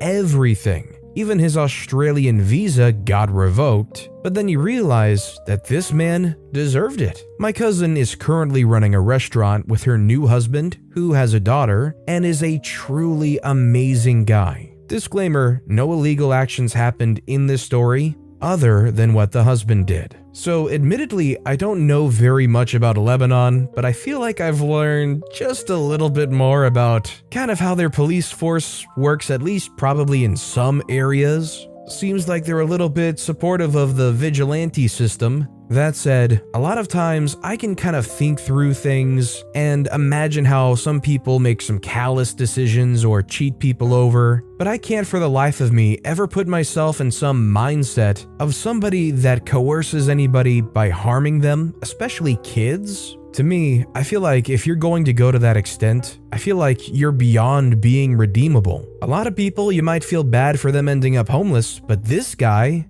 you can't feel bad for him at all. They lost their family, house, visa, dignity, and $100,000? And what this guy did was so bad that you probably would go, yeah, well, kinda serves him right, doesn't it? All I know is OP is good family to have, and I'm glad that OP's cousin was able to get back to Australia, get a wealth of money and a good start, and get into a situation that's good for their future. I'm glad that things are really looking up. Grandpa gave up what time he had left for revenge on my behalf. I grew up dealing with a lot of mental health issues, as my mother's a drug addict and my father liked to ignore my existence as I'm the result of a one-night stand while he was married. So needless to say, his wife hated me and their children treated me horribly as well. The only good people I had in my life was my grandma and grandpa on my father's side. I loved them and spent a lot of time at my grandpa's business. I'll explain that a little later. Now at 14, everything went further downhill. I won't go into details, but my mother almost passed away, and I met a man, let's name him Goat. He looked like one. Long story short, Goat was 25 at the beginning and harmed me in every way you could think of, while I was under the pretense that I loved him and it was okay. He pushed me away from my grandparents and isolated me for 2 years until a friend helped me get out of it. During this next year, Goat stalked me, threatened me, and had me absolutely terrified. I was afraid to go to the police as I didn't want to bring harsh light to my grandpa's business, and because I was afraid. I was staying at my friend's house for a while during this time, as my panic attacks and what I now know as PTSD was horrible and I hated to be alone. During this time, my grandmother passed away, one of the only lights in my life left, so I became worse. I began drinking and going to parties and trying to forget my life. Right before my 18th birthday, Goat made a real-life appearance again. On my way back from a big party, he jumped me, left me black and blue, and nearly killed me. I was found and taken to a hospital where they began treating me, and as I was underage, they asked me to call an adult in my life that they could talk to. I tried to call my father, but he didn't pick up. Knowing my mother wasn't going to help, I had to call my grandfather. He was at the hospital in lightning speed, and for the first time in my life, I watched this man that had built his own empire really break down. Even at my grandma's funeral, he didn't cry. I spent 2 months in the hospital with police questioning me and my grandpa by my side every day. During this time, he met my friend who also helped me out of it all at the beginning and became very close to him. My grandfather helped me get on my feet for a whole year, until one day he had a large family gathering and socialized the whole time, taking me with him. That night I will never forget. We went to get ice cream, and then he just hugged me for a very long time, holding me tight and reassuring me everything would be okay. The next day, my grandpa exacted his revenge. Now, my grandpa was the owner of a well-off law firm that also had private detectives in a smaller office in his building. He apparently tracked down Goat and went about his revenge. My grandpa shot Goat 3 times in the stomach and once in the chest. Goat passed away in the hospital later that day, while my grandpa was taken in and soon put in jail for manslaughter, which he pled guilty to. I never got the chance to visit my grandpa in jail, as he passed away soon after in jail from complications. 1 week after my grandpa's death, I got a call from his solicitor, and he asked me to go in. I was met with a lengthy letter from my grandpa, which was nothing but loving and showed that he'd found out he had terminal lung cancer and wouldn't live much longer. But he couldn't happily leave me alone in this world without Goat being gone too. My grandpa left almost everything to me. At 20, I would inherit the law firm and could do as I pleased with it, and I inherited 95% of his savings, his house he lived in with grandpa, and his other assets. In case anyone's interested, I turned 21 last week. I'm currently working at the law firm. My grandpa's secretary, now the CEO, has taken over the important things in the building and makes most of the decisions. I spent half the money I was given in locked saving funds for all the younger family members to go to college when it's time. I cut off all contact with my father, who tried to steal money from me during the death arrangements of Grandpa. My friend mentioned earlier in the story is now my fiancé, and we're getting married next summer. I'm still suffering from PTSD and depression, but it's getting better every day. I'm in therapy for my PTSD treatment. I got a tattoo from my grandpa and my grandma on my back of 2 lions protecting a cub. I also opened up a safe house for anyone going through any kind of harm. No matter the race, gender, or age, I'm trying to help anyone I can in that situation. Besides for what I've put away for later in life, I'm also thinking of opening up the bakery I always wanted and employing the people that need the job and help the most. but I'm unsure at the moment about that. My grandpa and grandma were a godsend, and to this day I miss them greatly, but I know I couldn't have changed the stubborn old man's mind, even if I tried. Well, I would say that was a very serious revenge. I'm kind of curious, do you guys blame the grandpa at all for what they did? I mean, their revenge was really something. I'd like to know what you guys think in the comments down below. And our final story of the day is by Creed Morewolf 666. Bratty kid hurts my cat until she fights back. For a quick background, I babysit in my home sometimes as a side job. I have 2 cats and 1 dog. One of my cats is a super sweet tuxedo cat named Bella, and she also works as my personal therapy animal. She would rather run away than confront someone, so not a lot of people who know her often expect her to be capable of exploding into a heckish rage. One kid had to find out the hard way, and as far as I know, he's been respectful of kids since then. This kid, who we'll call Spoiled Brat, really lives up to his nickname. He was probably one of the worst kids I've had to deal with, and I'm usually pretty relaxed when it comes to babysitting. He was always stealing things, making messes, and throwing tantrums over literally nothing. I'm pretty sure he has some kind of mental disability, but since he was only 6 at the time,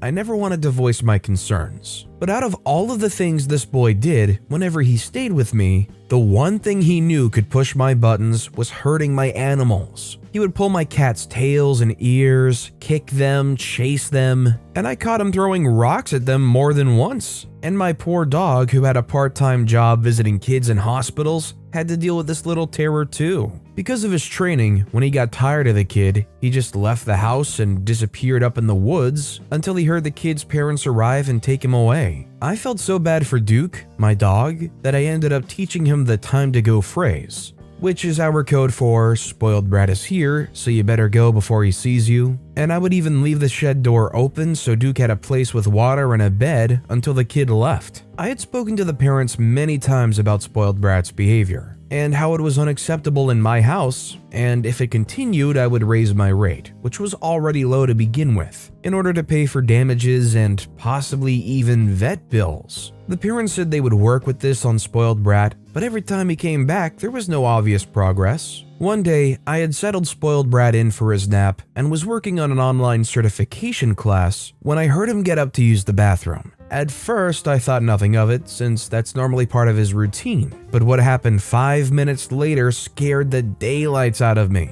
I hear an ungodly howl from the bathroom, and I'm still not sure if it was Bella or Spoiled Brat that made it, but Spoiled Brat comes running to me. His hands, chest, face, and even his back are scratched and bloody. And Bella comes after him, snarling and spitting in a crazed rage. Her entire body is soaked right up to her ears. Her eyes are the size of saucers, and her nose and one of her paws is actually bleeding. I quickly usher Bella into my room, where she takes refuge under my bed. I call my vet and say I have an animal emergency, but I can't take her on the half-mile drive to his office. Luckily, he says he can send his assistant, and I hang up and deal with Spoiled Brat's wounds. Of course, Spoiled Brat is wailing and screaming and in a great deal of pain, and I'm doing my best to stay calm and not jump to conclusions, but it's rather difficult not to after how abusive he's been. I just remind myself to tend to his wounds first before I find out what happened, and do my best to stay composed. I'm going to explain really quick that I do have a camera system in my garage where the bathroom's located. From where the camera is, you can see into the bathroom, but you can't see the toilet, so a child can use the bathroom in privacy. My doors have locks, so whenever I babysit, the door is rigged to stay open to prevent a child from locking him or herself inside and potentially hurting themselves or causing damage. The camera was actually originally intended to catch any burglars that come into my garage,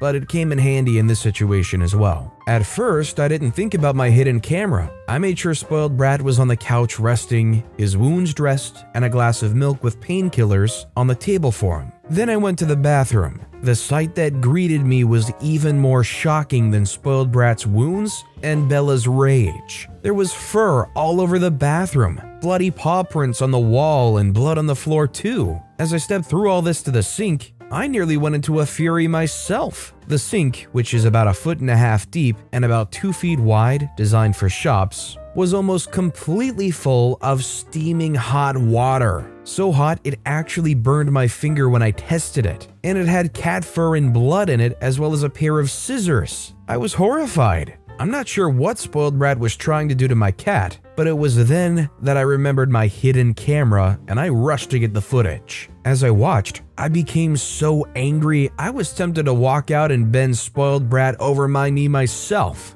In fact, I wished I could slap that kid silly, but I knew this would be better handled in a court situation where this kid can get the help he seriously needed. The footage showed Spoiled Brat coaxing Bella into the bathroom with a handful of food after filling the sink almost to the brim. He lunged and grabbed her by the neck, and at this point she's already struggling and clawing him. He forced her head underwater, and in the footage you could see her tail and legs flailing as she tried to escape. Somehow she got free of him, and though I expected her to run at this point, instead she tore into Spoiled Brat like a wild animal. As he tried to grab her and force her back into the sink, she claws his face, tore at his chest, and then raked her way down his back. All the while, he's trying to get a hold of her tail. I'm stunned when he grabs a pair of hair trimming scissors off the shelf and runs after her with them. But I think the pain set in because he dropped the scissors, panicked for a moment, threw the scissors in the sink, and ran inside, a furious black cat chasing after him. I made careful note that Bella immediately stopped attacking him once she was out of his grasp, and did not touch him after he dropped the scissors and ran inside. The vet's assistant arrived and was as shocked as I was about the situation. She treated Bella gently and gave my cat some mild sedatives while I explained everything that happened. She was angry too, and she said she would happily support me in court with this clear evidence of abuse. Bella had swallowed a lot of water, and one of her claws had actually gotten ripped out in her mad dash through the garage to escape Spoiled Brat. She'd been stressed and jumpy for a very long time, and I prayed this would not affect her job as my therapy animal. The parents were called once everything was somewhat in order, and I didn't even give them a chance to be angry. I told them, "Pick up your child, I'll see you in court." The court case wasn't even a challenge. With my camera footage and the testimony from the vet and the vet assistant, I won more than enough money, I'm not going to say how much, for damages, vet bills, and an extra month's paycheck so I could find a new client to work for. In addition, Spoiled Brat would not be allowed to have pets of any kind until he had gone through multiple different stages of therapy for his behavior, and would be registered as an animal abuser in case future incidents happened when he became an adult. Some of you might ask why I tolerated it for so long, and mostly it was because all the times I tried to tell the parents to curb his behavior, I was nervous about kicking up dust or causing trouble, and I couldn't afford to drop a client at the time. But after this horrible experience, I will never tolerate such behavior again, regardless of how much I'm getting paid to deal with it. As for Bella, she was relatively unaffected by the incident, and still remains her sweet and lovable self. She still enjoys having her seasonal baths, and will intrude on my privacy whenever she wants, but I hope Spoiled Brat learned a very big lesson. He saw Bella as nothing but prey, and I don't think he ever expected Bella to turn the tables the way she did. I also hope that Spoiled Brat will get his life straight and learn to be respectful to both animals and people. And next time he feels like he can treat an animal like garbage, I hope he'll remember the terrifying rage a seemingly harmless house cat unleashed on him. His parents also try to write a formal apology to me for allowing their son to behave that way, which was an order given by the judge. Reading it was very amusing because I just knew they hated writing every single word. The letter said, "Dear Miss OP, we apologize for our son's behavior, and we sincerely hope Bella will recover quickly. His behavior was by no means acceptable, nor was our lack of attempt to prevent it. We also apologize for the damages in your home and the stress this has caused you. We also recognize your tolerance of Spoiled Brat and are sorry you didn't speak out sooner so such an incident could be avoided. We hope both you and your cat will recover and never have to deal with a situation like this again. Our formal apologies and best wishes, entitled parents." You gotta love that even after knowing what their kids did, watching the video of what their kid did, and having a court-ordered mandate to write this apology letter, they still managed to slip in a whole sentence of how it's OP's fault. Sorry you didn't speak out sooner so such an incident could be avoided? OP said that they've been trying to speak out about it. Maybe not so blatantly, but they very clearly said that they discussed the kid's behavior. I don't think these parents learned anything, and I'm concerned this brat's just gonna grow up to hate animals even more. A friend set up my dad and he was nearly beaten to death. My grandfather got revenge on everyone involved. This isn't my story, but it comes from my dad and other family members who witnessed it. This all went down in the late 1970s when my dad was 17. The area he grew up in was in the UK and was a stereotypical working class town. The part of town my family lived in was run down, full of poor families, and had its fair share of crime. But it was close-knit and everyone knew everyone. This will be important later. Now, my dad wasn't the most well-behaved kid, and he had hated being at school, but aside from a speeding ticket, he had never been in trouble with the police. He was, and still is, a really talented musician and had a very active social life. For his 17th birthday, one of his friends had bought him a leather jacket with a very specific logo on it. We'll call this friend Dave for future reference. According to my dad, it was a rare and quite expensive motorcycle jacket. He was extremely happy that David got it for him. David bought himself the same jacket a while before, and it was a big surprise. My grandmother apparently joked that with the jackets on, they looked like twins, and she wasn't far wrong. They had similar features, black hair, and were both well known for being kitted out in motorcycle gear. A few days after my dad's birthday, he was leaving work as a bartender in the town center at around 10 p.m. As he was getting close to where his bike was parked, a gang of 5 men approached him from behind. The last thing my dad remembers was being smacked over the head and passing out as he hit the floor. These men beat up my dad with bike chains and a crowbar, literally to within an inch of his life. Luckily, 2 bouncers from a nearby pub had heard the commotion and rushed to help. The men ran off, the bouncers called the cops, and my dad was taken to the hospital. It turned out that Dave had quite a substantial gambling habit and owed a large amount of money to people who you really didn't want to owe money to. They had threatened Dave and told him that they would be looking for him to teach him a lesson. So Dave decided to set up my dad to take the beating instead of himself, or at least lessen his chances of taking it. He had bought my dad the same jacket because these guys knew that that's what he wore when he rode. He then arranged for a guy he knew to find out when my dad left work and call up the loan sharks to let them know where Dave was. What a scumbag. The revenge? My grandfather and grandmother were obviously distraught about this whole thing. The first thought on my grandfather's mind was if my dad would survive. When that was answered, his second was how to best get revenge. A bit of background on my grandfather: he was a lifelong boxer and a career military man. He enlisted at the back end of World War II at 17, stayed in the forces through Korea, and then served in Malaya and Burma as a scout and sniper during the mid to late 1950s. He only reluctantly retired when my dad was little and worked as an engineer after his discharge. This guy was certified bad to the bone even into his 50s, and although he wasn't the best husband or father at times, he could never stand by and watch his family get hurt. The first move my grandfather made was to call up every ex-service buddy, bouncer, pub, landlord, etc. that he knew, and even a few less than legit characters he knew from the pubs. In my town, word traveled fast, and my grandfather was well liked and had a bit of a reputation,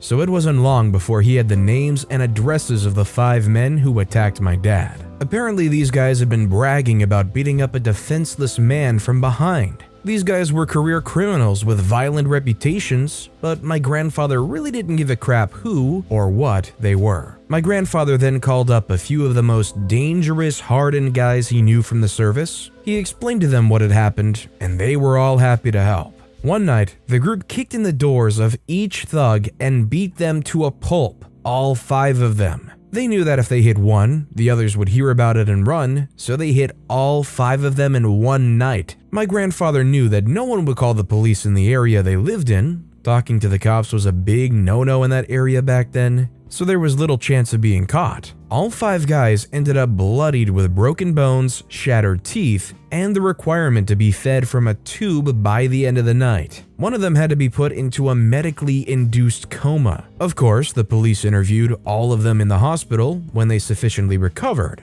but none of them talked. Both out of fear of my grandfather and fear that they would be labeled as rats, and nothing came of it. But my grandfather wasn't done there.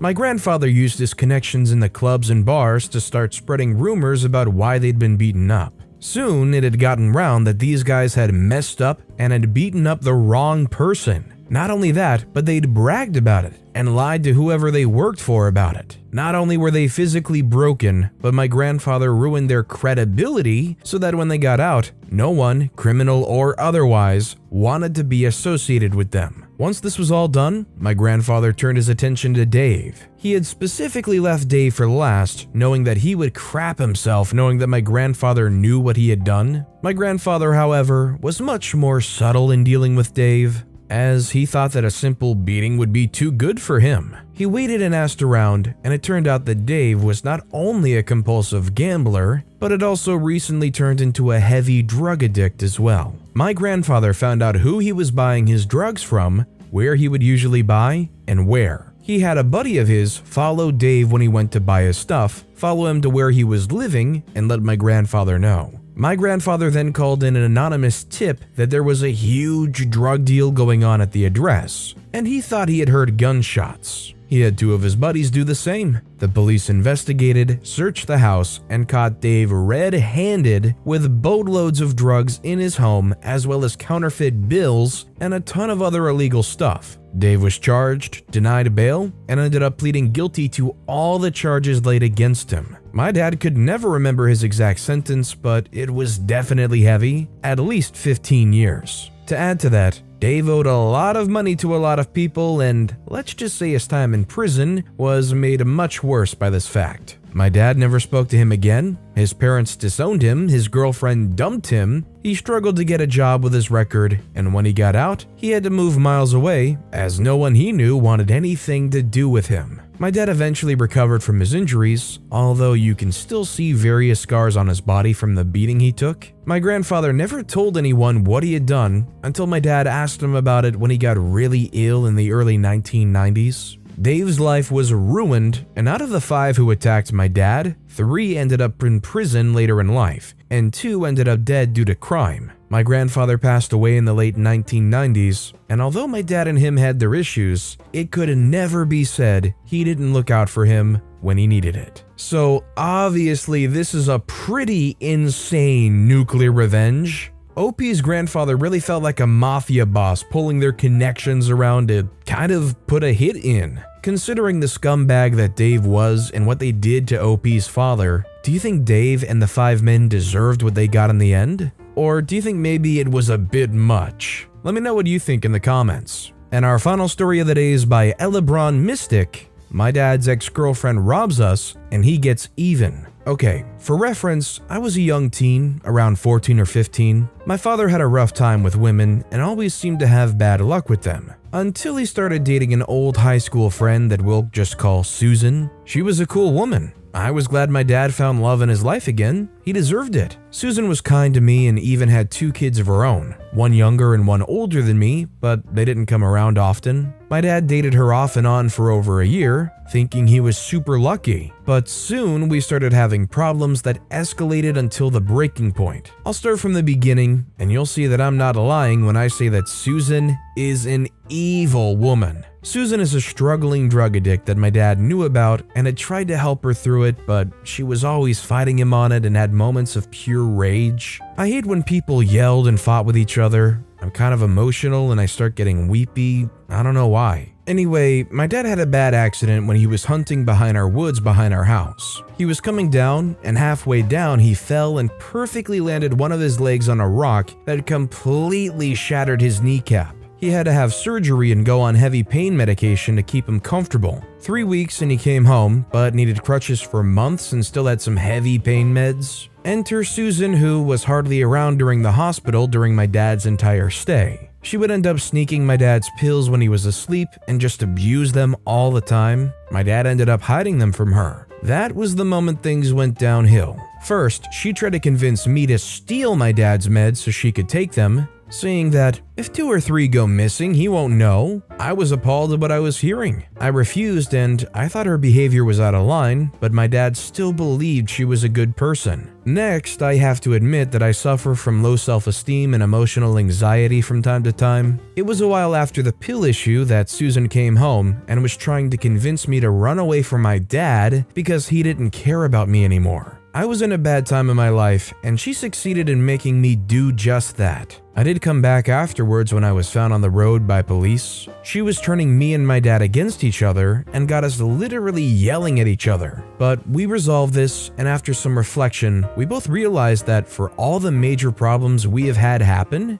Susan was the instigator. My dad promised she'd be gone soon. And wouldn't you know it, Dad found out she was actually cheating on him. He walked in on her and her ex when he went to her place to break up. It made his choice a lot easier. Susan was gone. We finally had our lives back, or so we thought. One day, I came home from school and went into our house to find that it was completely trashed. I was shocked and confused and didn't know what was going on. My dog was acting normal and happy to see me, but everything was wrecked. I looked around and saw my Xbox 360 and Wii were stolen along with most of my games. My dad's room was also in tatters, so I decided to call my dad to ask what was going on. A family friend actually showed up during this and looked around too. My dad rushed home and was absolutely furious when he went inside. Our friend left and Dad checked around and noticed that only his pills were stolen from his room. We knew instantly that it was Susan. Our dog was acting normal because she knew Susan and was used to her. That's how she didn't get mauled by our dog and was able to rob us. Instantly, my dad began to figure out what to do. I suggested that we call the police, but my dad refused. He called dibs.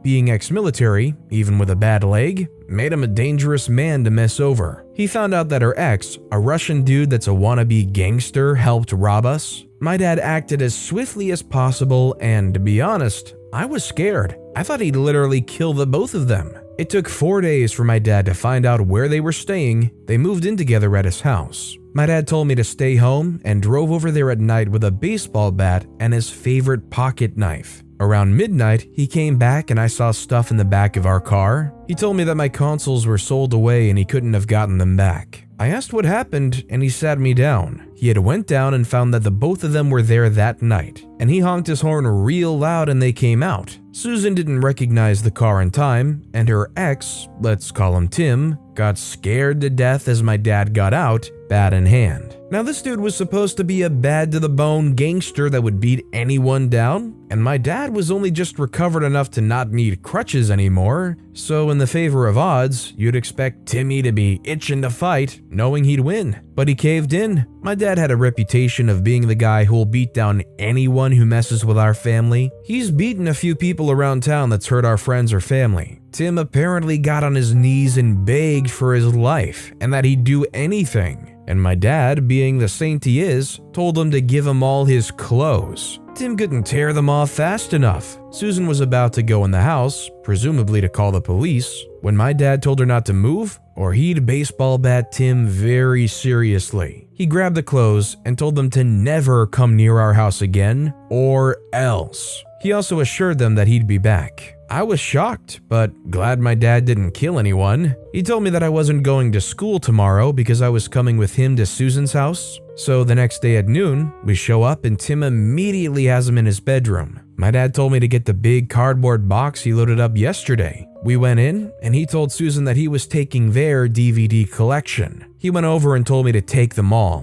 which I did, albeit reluctantly. I was a bit uncomfortable with the situation, but was in awe of how bad to the bone my dad was being. He yelled for Tim and that dude ran right in like a dog and sat down on the couch. My dad told him he had a week to get out of our town. If he didn't, he'd have a bad time. Tim agreed profusely, and my dad and me walked out. But before we left, my dad stopped and turned to Tim and told him to give him his clothes again. I watched slack-jawed as Tim hurriedly pulled his clothes off and gave them to my dad. We eventually went home. They never called the cops. Too afraid, I guess, of the authorities or my dad. I don't know which, but we haven't heard from them since. Good riddance. Considering they literally broke in and robbed you of everything, sold your gaming consoles, it was pretty scummy low-life stuff. The only thing is, what's with the clothes thing? Like, is this some submissive tactic? I don't know, there was something about that detail that took this story from like a really bad to the bone story of revenge and partly turned it into some like weird embarrassment satisfaction thing. I don't know, but it was pretty harsh revenge. I was fired and took my boss,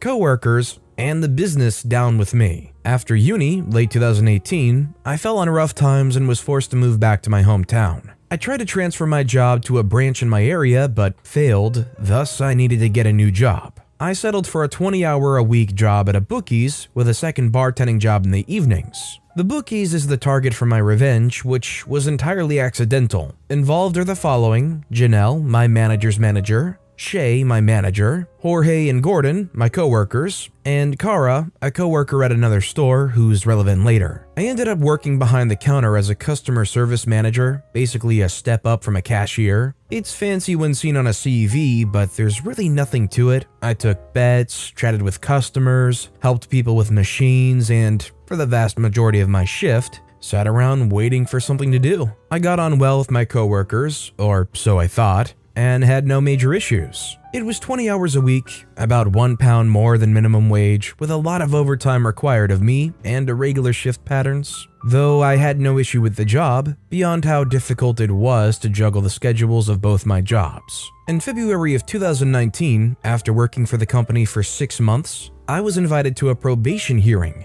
It cannot be emphasized enough that it was a probation hearing in which I would have my performance reviewed, as informed in training, and was entitled to a pay raise at the end of it. I arrived that morning to a disciplinary hearing where, without even a shred of evidence, I was accused of 11 different cash discrepancies dating back to early November of 2018, shortly after I'd started, which all amounted to £271. All but one of which I'd never heard of before. These had apparently been reported and logged by my manager Shay and my coworkers, despite no one saying a word to me at all. Not a whisper in the 5 months this had apparently been occurring. I was told that it was unacceptable, a call was made to HR, and I was terminated on the spot and forced to hand over my keys and to never set foot in the store again. To my protests, I was told the decision could not be appealed, and I would eventually receive written confirmation of my employment's termination in the post.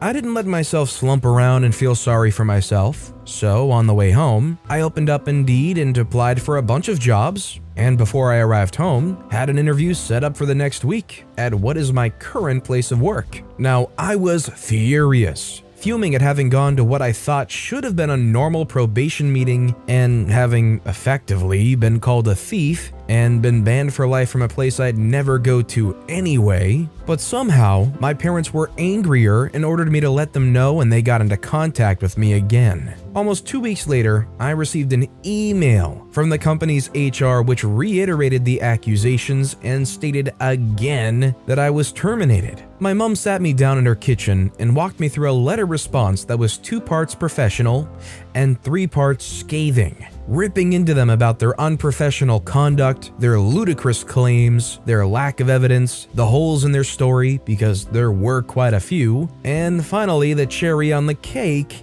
the employment laws they'd broken.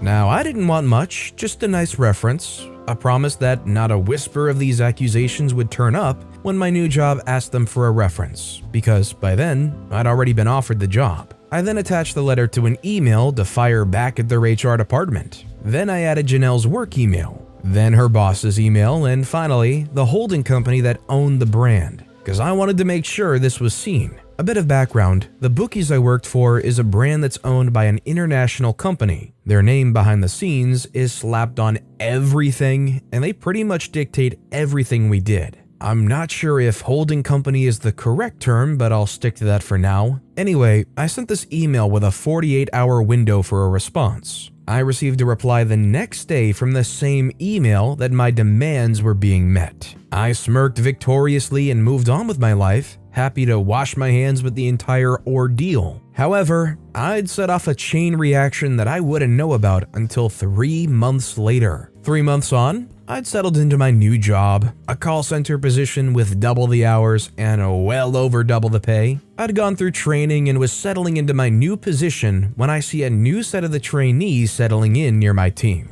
Among them was Gordon, one of my coworkers from the bookies. I was stunned. Gordon had been at the bookies for 6 years when I joined. He was well liked, good at his job, and a favorite of the managers. There was no way he'd been fired, though I didn't really want to talk to him as I was of the impression that he, Jorge, and my manager had likely set me up. I did want to know what happened. Luckily, on seeing me in the break room one shift, he sought me out and told me everything. Apparently, my email had been read by the higher-ups in the holding company and had caused a lot of scrutiny to fall under the bookies in our town, of which there were 3 in our area that Janelle was responsible for, 2 in my town and a 3rd in a neighboring one. Someone in HR passed a message down to the area manager, Janelle's boss, claiming they wanted things investigated and they wanted results yesterday, causing him to drop everything and descend on our little town with the panic and aggression of a man whose superiors were watching his every breath. He went to Janelle wanting to know why he hadn't been made aware previously that I was apparently stealing money, why I had been given keys to the shop and shifts on my own when allegations of that nature were attributed to me, and why I hadn't been put under investigation. Turns out, Janelle had in fact put in my employee file that I was under investigation, but had never actually gone through with any of the official procedures for monitoring and investigating me. Shock horror. Thus, she had fired me for the accused crime without looking into it at all, falsely claiming otherwise. Thus, the area manager took the dates and amounts of the cash discrepancies, confirmed that they'd been reported on those days without my knowledge in Shay's own logbook of the shop's cash, and sent that information onto our security team to investigate. Another little detail is that the CCTV for every shop in the brand is outsourced to a private security company who monitors each shop remotely and has access to all the cameras and video. As was procedure, they looked into the dates mentioned to see if I'd been doing anything untoward. I know I wasn't, and nothing was ever said to me. But they did find something. Turns out, money was going missing from the shop. But surprise, surprise, it wasn't me, but Jorge and Shay. They not only set me up for reasons I'll never know, but were also falsifying numbers and cash checks on the system to hide it. One thing Shay was caught doing was deliberately shortchanging customers by taking portions of their winnings without them even knowing it. Bear in mind, a lot of our customers were elderly men and women. Gordon claims that he once opened the shop after I and Shay had closed the night before and noticed a cash difference, but had been told not to say anything to me as I was under investigation and it could compromise it. He did apologize and I let it go. Needless to say, Jorge and Shay were fired, but it doesn't end there. Our team was small. Including me, there were a total of 4 people working at the store. As they hadn't been able to hire anyone to replace me, Jorge and Shay's termination meant Gordon was the only employee at the busiest shop in our area. Even if they'd been able to get other colleagues from the 2 other shops to help out, it wouldn't have been enough to keep the shop open and manage the amount of customers. So they closed the location down until they could get the staff to run it. It was at this point that Gordon handed in his resignation and applied for his job at my work, meaning they had no one. On top of that, Gordon's girlfriend worked in the same shop as Janelle, and she relayed that she was rarely at their store in the other town for the next few weeks before the area manager reported she was fired as well. No reason given to her. I was later issued an apology for everything by the area manager and informed she, Janelle, was no longer with the company in an email sometime later. But somehow it doesn't end there. With the store I worked at closed, this one being on the high street and where most people preferred to go, the only other location in town was the much smaller location in the suburbs, the one where Kara worked alone. She suddenly received an influx of customers in her tiny store space and absolutely no support from other staff or upper management. Thus, for her own mental health, having already been underworked and underpaid, running an entire store by herself, she quit, meaning that location had to be closed down too. All of this was at the worst possible time. March, when the Cheltenham Festival was occurring, which is a huge moneymaker for the gambling industry, even in a small town like ours. An opportunity the 3 other bookies on the high street reaped the benefits of instead of my old place, as the former customers went to them instead. As it currently stands, just over a year later, both shops remain closed, and I'm currently entering a job in cybersecurity, the training for which I paid for with my current job. Thanks for firing me, idiots. You did me a favor. If you discovered you were unjustly fired and could probably get some more demands, like maybe you could take it to court and get some kind of severance package or something, but you also had already landed a much better job elsewhere, would you undergo that process to stick it to them, or would you rather move on and not have to deal with that drama and stress? Let me know what you would do in the comments down below. And our final story of the day is by Ordos Deluxe. I knocked the divisional manager off his pedestal. I work for a large global IT company, and my team were part of a larger extended team, and an even larger still divisional team. The manager of this division is called Raj. He's based in the States and is what many would call the poster boy definition of a corporate suck-up. According to him, he's in constant video chats with the CEO and has a lot of face-to-face interaction with him. He also appears on much of our division's promotional emails and photographic material, so he's a company-wide recognized person. As for me, I'm a trench-working techie from Scotland. My direct manager is always happy with my performance, and I'm somewhat known in our extended team, but not so much in the divisional team. Until this event, which was a while before the COVID outbreak. Although I was aware of Raj and his reputation, I'd never worked with him directly. I got invited to a company-wide collaboration event in America, which we usually use for technical training and innovation discussion. We got there, and there were some initial social events and meet and greets. Raj was among the group, and his general demeanor seemed appropriate for the reputation which followed him. We went into the first day bright-eyed and bushy-tailed. I was assigned to a group of 10 people to work on a problem with some coding. All was going well until we came to do some group presentations. For our group, a young woman named Natalie was speaking for our results. It all seemed to go okay, but after the session was over, Raj asked to see Natalie out in the hall. From inside the room, we could hear Raj literally screaming at her. Many offensive slurs were used, and we could hear banging on the wall as well. Natalie returned to the room a sobbing mess, much to the shock of everyone.